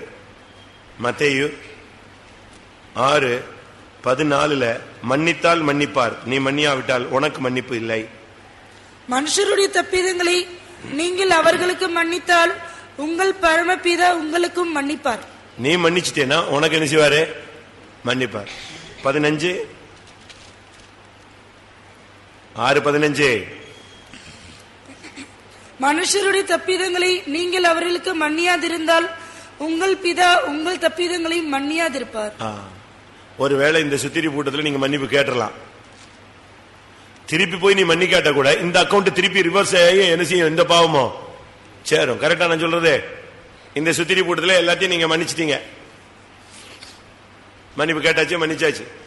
அடுத்த ஒரு 2 நாள் கழிச்சு இன்னொருத்தரை நீங்க மன்னிக்க முடியல அப்படின்னா, நீ உனக்கு மன்னிச்சதெல்லாம் திருப்பி என்ன செய்யப்படும்? மன்னிக்காத குற்றத்துல சேர்க்கப்படும். புரியுதா? உங்களை ஆண்டவர் மன்னிச்சுட்டாரு, ராபோஜனம் எல்லாம் எடுத்துருவீங்க. அடுத்த வாரம் உங்களுக்கு விரோதமா செஞ்சவன நீங்க மன்னிக்க மாட்டீங்க. அப்படி நீ மன்னிக்கலன்னா உனக்கு இது என்ன செய்யும்? இதுவும் கணக்குல சேரும். அப்படித்தானே இருக்கு பைபிள் இருக்கா? ஒருத்தன் கடன் வாங்கினான், அவனுக்கு செலுத்த நிர்வாகம் இல்லாத போது அவன் பிடிச்சி இவனை தண்டனை கொடுப்பேன். அப்ப அவன் என்ன சொன்னான்? எனக்கு கொஞ்சம் டைம் கொடுங்க. உடனே அவன் நினைஞ்சிட்டான், சரி போ மன்னிச்சிடுறேன். மன்னிச்சிட்ட பிறகு இவன் போய்கிட்டு இருக்கும்போது இவன்கிட்ட கடன் வாங்கின ஒருத்தன் வந்தான், அவனை கழுத்து பிடிச்சி விழுந்தான், நெரிச்சான். அப்ப அதை ஒருத்தன் போய் சொன்னான், நீங்க இவனை மன்னிச்சிட்டீங்க, ஆனா அவன் போய் அங்க என்ன செய்யல, மன்னிக்கலன்னு. உடனே அவன் இவனை கூப்பிட்டு தூக்கி உள்ள வச்சுட்டான். அப்ப மன்னித்த குற்றம் திருப்பி மன்னிக்கப்படாத குற்றமாக என்ன செய்யப்படுகிறது, எண்ணப்படுகிறது. கடைசியாக மன்னித்தல் சொன்னா சும்மா வாயில மன்னிப்பு கேட்க கூடாது, வாயில மன்னிச்சுட்டு போயிடக்கூடாது. ஒரு சிலர் மன்னிச்சிருவாங்க. அவன் மன்னிப்பு கேட்டான் தெரியுமா அவனுக்கு, அவன் ஓடி வந்தான், நேத்து மன்னிப்பு கேட்டு போனான். சொல்றீங்களா? அப்ப நீ என்னதுக்கு மன்னிச்சிருக்க? பெயருக்கு. அப்படி அப்படி புத்தி உங்களுக்கு இருக்கா? அந்த பழக்கம் இருக்கா? மன்னிச்சுட்டா நீ எப்படி மன்னிக்கணும்? 2 கொரிந்தியர் 2:10 கிறிஸ்துவின் சன்னிதானத்துல மன்னி. சும்மா மன்னிச்சிடாத. சும்மா பேருக்கு மன்னிப்பு கேட்டேன் மன்னிச்சிட்டேன். ஒரு சிலர் சொல்லுவாங்க, இங்க ஆளு உட்கார்ந்து இருப்பாரு, இவங்க அங்க போய் நின்றுக்கிட்டு மன்னிச்சிட அப்படிமாங்க. ஒரு சிலரு பாத்திரம் விளக்கிக்கிட்டே மன்னிப்பு கேட்பாங்க. இங்க ஆளு அவன் ரூம்ல இருக்கான், அங்க போய் மன்னிப்பு கேளு. எங்கேயோ இருந்துட்டு மன்னிப்பு கேட்க கூடாது, திரும்பிக்கிட்டு மன்னிப்பு கேட்க கூடாது, இப்படி பார்த்துட்டு மன்னிப்பு கேட்க கூடாது. நல்லா புரிஞ்சுக்கணும். நேர போய் விளக்கமா சொல்லி அவங்க ஏத்துக்கிட்டாலும் சரி ஏத்துக்கிட்டாலும் சரி, நான் உங்க மேல கசப்பு இருந்துச்சு, துக்கம் இருந்துச்சு, நீங்க பேசின வார்த்தை என்னைய காயப்படுத்திருச்சு, மன்னிச்சிருங்க, நானும் உங்களை ரொம்ப நினைச்சிட்டேன், நடத்திட்டேன், நானும் மன்னிப்பு கேட்கிறேன், உங்களை மன்னிக்கிறேன், அப்படி சொல்லணும். மன்னிக்க முடியுமா? அப்படி வாசிங்க. எவனுக்கு நீங்கள் மன்னிக்கிறீர்களோ அவனுக்கு நானும் மன்னிக்கிறேன். மேலும் எதை நான் மன்னித்திருக்கிறேனோ அதை உங்கள் நிமித்தம் கிறிஸ்துவனுடைய சன்னிதானத்திலே மன்னித்திருக்கிறேன். எப்படி மன்னிச்சிருக்கிறாரு? கிறிஸ்துவின் சன்னிதானத்தில் மன்னித்தல். எல்லாரும் கண்களை மூடுவோம். ஃபர்ஸ்ட் பார்ட் ஆதாம் ஏவாள், இரண்டாவது மன்னித்தல், மன்னிப்பு கேட்டல்.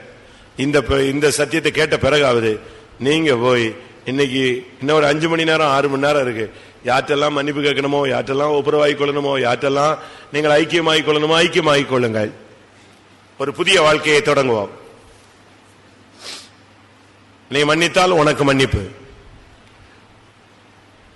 நீ மன்னிப்பு கேட்டால் உனக்கு வியாதி சுகமாகும். கிறிஸ்துவின் சன்னிதானத்தில் மன்னித்து விடுங்கள். 2 தீர்மானம் எடுங்க. கர்த்தாவே நான் மன்னிக்கிறேன், மன்னிப்பு கேட்கிறேன். 70 தரம் மன்னிக்கிறேன், கிறிஸ்துவின் சன்னிதானத்தில் மன்னிக்கிறேன். ஆமென். எல்லாரும் கண்களை மூடலாம். நான் நினைக்கிறேன் சுத்திரி கூட்டத்தினுடைய கடைசி கூட்டம் இதாக இருக்கும். சாயங்காலம் ஒரு குட்டி பிரசங்கமா இருக்கலாம், இல்லாவிட்டா கொஞ்ச நேரம் சுத்திரிப்பா இருக்கலாம், அடுத்து கர்த்தருடைய பந்தியா இருக்கும். அதனால இந்த நேரம் தான் நல்ல நேரம். யார்ட்டையாவது உங்களுக்கு கசப்பு, துக்கம், வைராக்கியம், அநியாயமா உங்களை ஏதாவது செஞ்சிருந்தா, பேசியிருந்தா, நடத்தியிருந்தா, யார் மேல ஏதாவது துக்கம், வருத்தம், கசப்பு, வைராக்கியங்கள் இருந்தால், குரோதங்கள், பகைகள் மறைந்திருந்தால், கர்த்தருடைய சன்னிதானத்தில் நீங்கள் அவங்ககிட்ட மன்னிப்பு கேட்க தீர்மானம் எடுத்துக்கொள்ளுங்கள். கர்த்தர் உங்களை மன்னிக்கிறார். அப்படியானால் நீங்கள் மற்றவர்களை நீங்கள் மன்னிக்க வேண்டும். உங்களுக்கு யார் மேல வருத்தம் இருந்தாலும் கர்த்தருடைய சமூகத்தில் அதை பலிபீடத்தில் வையுங்கள்.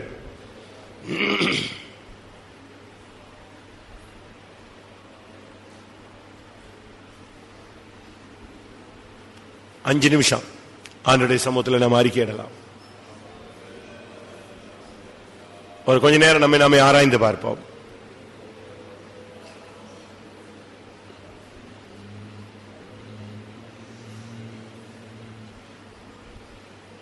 ராபோஜனம் எடுக்கும்போது நீ சுத்த மனசாட்சியோடு எடுக்கணும்.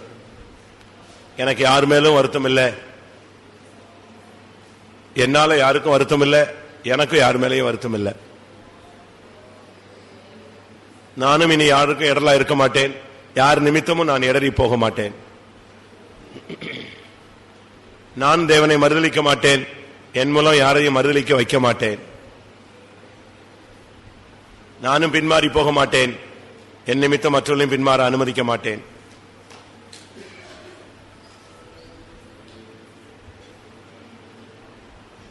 Praise the Lord, praise the Lord. சமயத்தை பயன்படுத்திக் கொள்ளுங்கள். உன் குடும்பத்துக்காக நீ கூட மன்னிப்பு கேட்கலாம். கர்த்தாவே, என் பிள்ளைகளுக்காக உம்முடைய சமூகத்தில் மனஸ்தாபப்படுகிறேன். என் குடும்பத்துக்காக மனஸ்தாபப்படுகிறேன். உம்முடைய சமூகத்தில் என்னை தாழ்த்துகிறேன். ஆமென். ஹalleluya, hallelujah, hallelujah, hallelujah. Praise the Lord, praise the Lord. ஆவியானவர் ஒன்றை சொல்லியிருப்பாரே, ஆவியானவர் ஒன்றை சொல்லியிருக்கிறாமே, நீ இந்த விஷயத்துல தவறு, இந்த விஷயத்துல நீ பேசினது தவறு, நீ இந்த நபரோடு ஒப்புரவாகு, இந்த நபரோடு போய் உன்னை தாழ்த்தி மன்னிப்பு கேட்டு வருந்தி கேட்டுக்கொள்.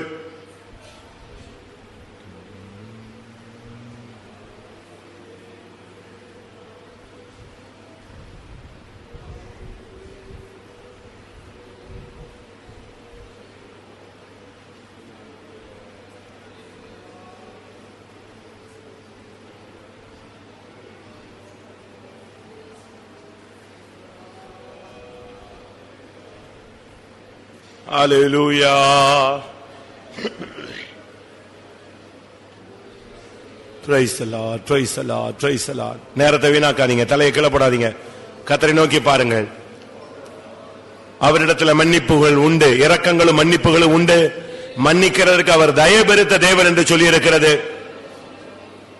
கர்த்தாவே, நான் மன்னிக்கிறேன், என்னை மன்னியும் ஆண்டவரே.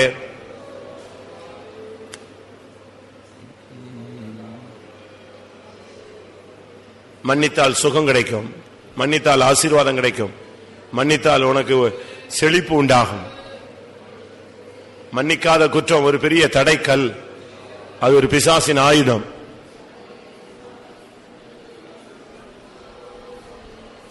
ஹல்லேலூயா.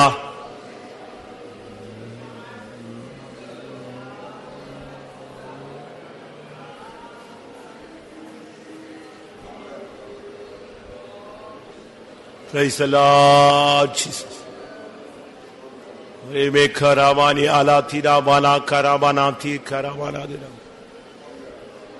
Tiana mana shavala tira bani alatira baladira baladira. Ezaba.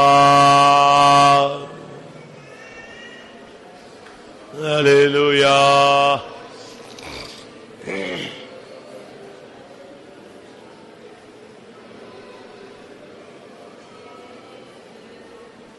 Praise you, praise you, praise you, praise you, praise you.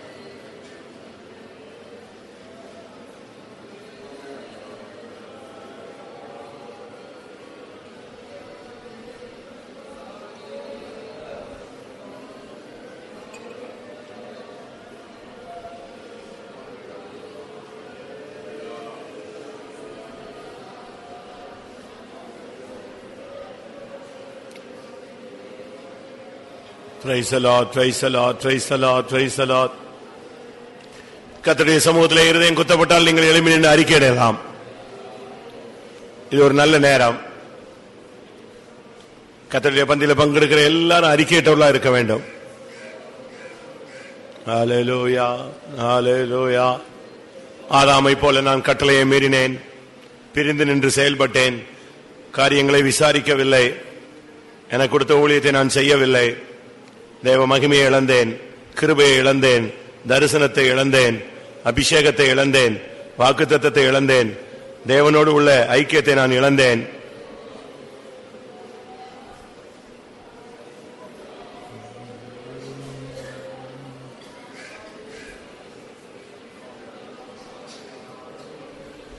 அறிக்கையோடு சேர்ந்து ஒரு தீர்மானத்தை எடுத்து விடுங்கள். கர்த்தாவே, நான் மன்னிக்கிறேன், மன்னிப்பு கேட்கிறேன்.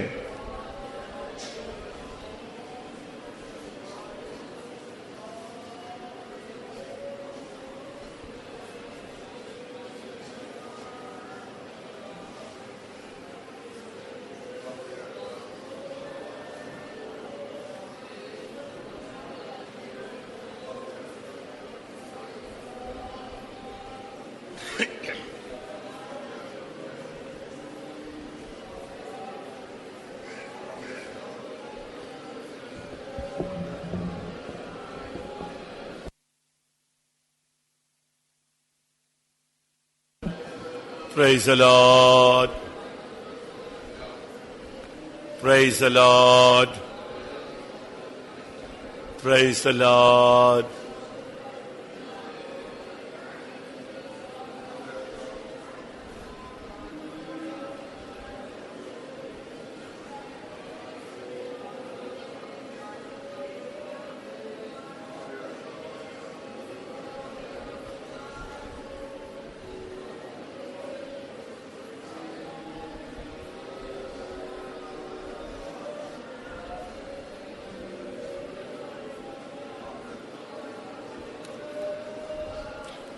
Praise the Lord, praise the Lord, praise the Lord.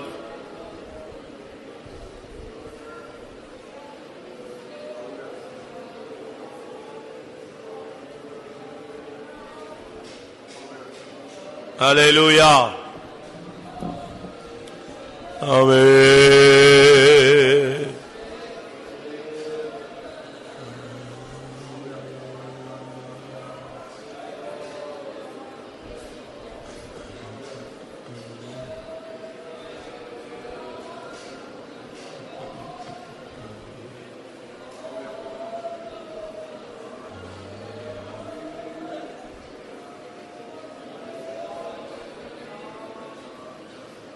Hallelujah.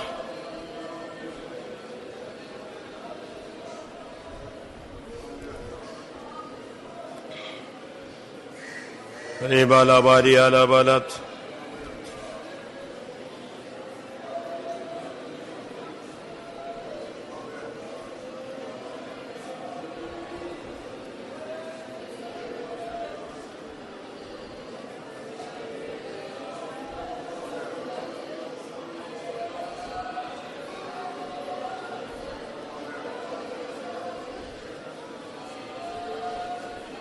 Praise the Lord. Amen. Hallelujah.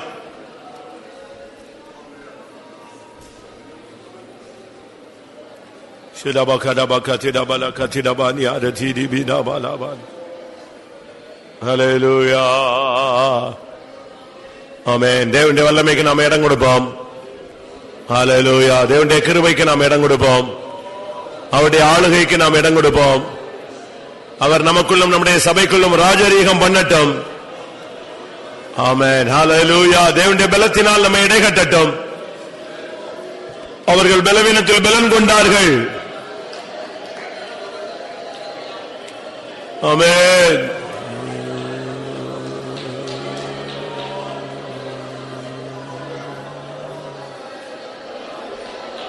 ஹalleluya. இக்கானாபானி அலா தீகாராபாலா திராபாலா.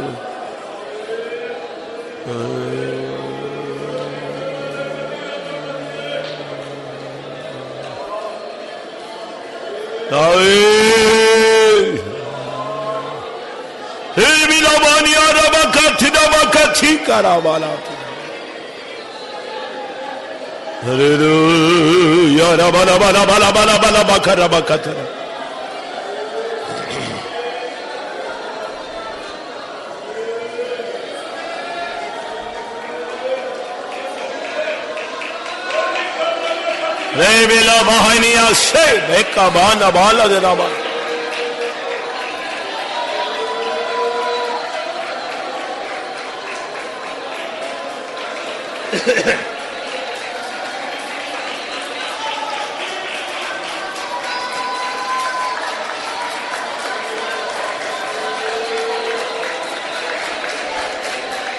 Ikarabala shaba hamin. Bele bekara bakatida bania.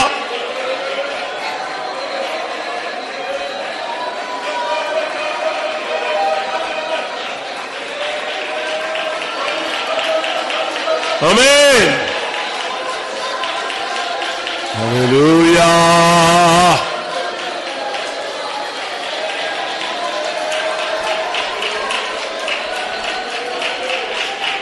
Hallelujah.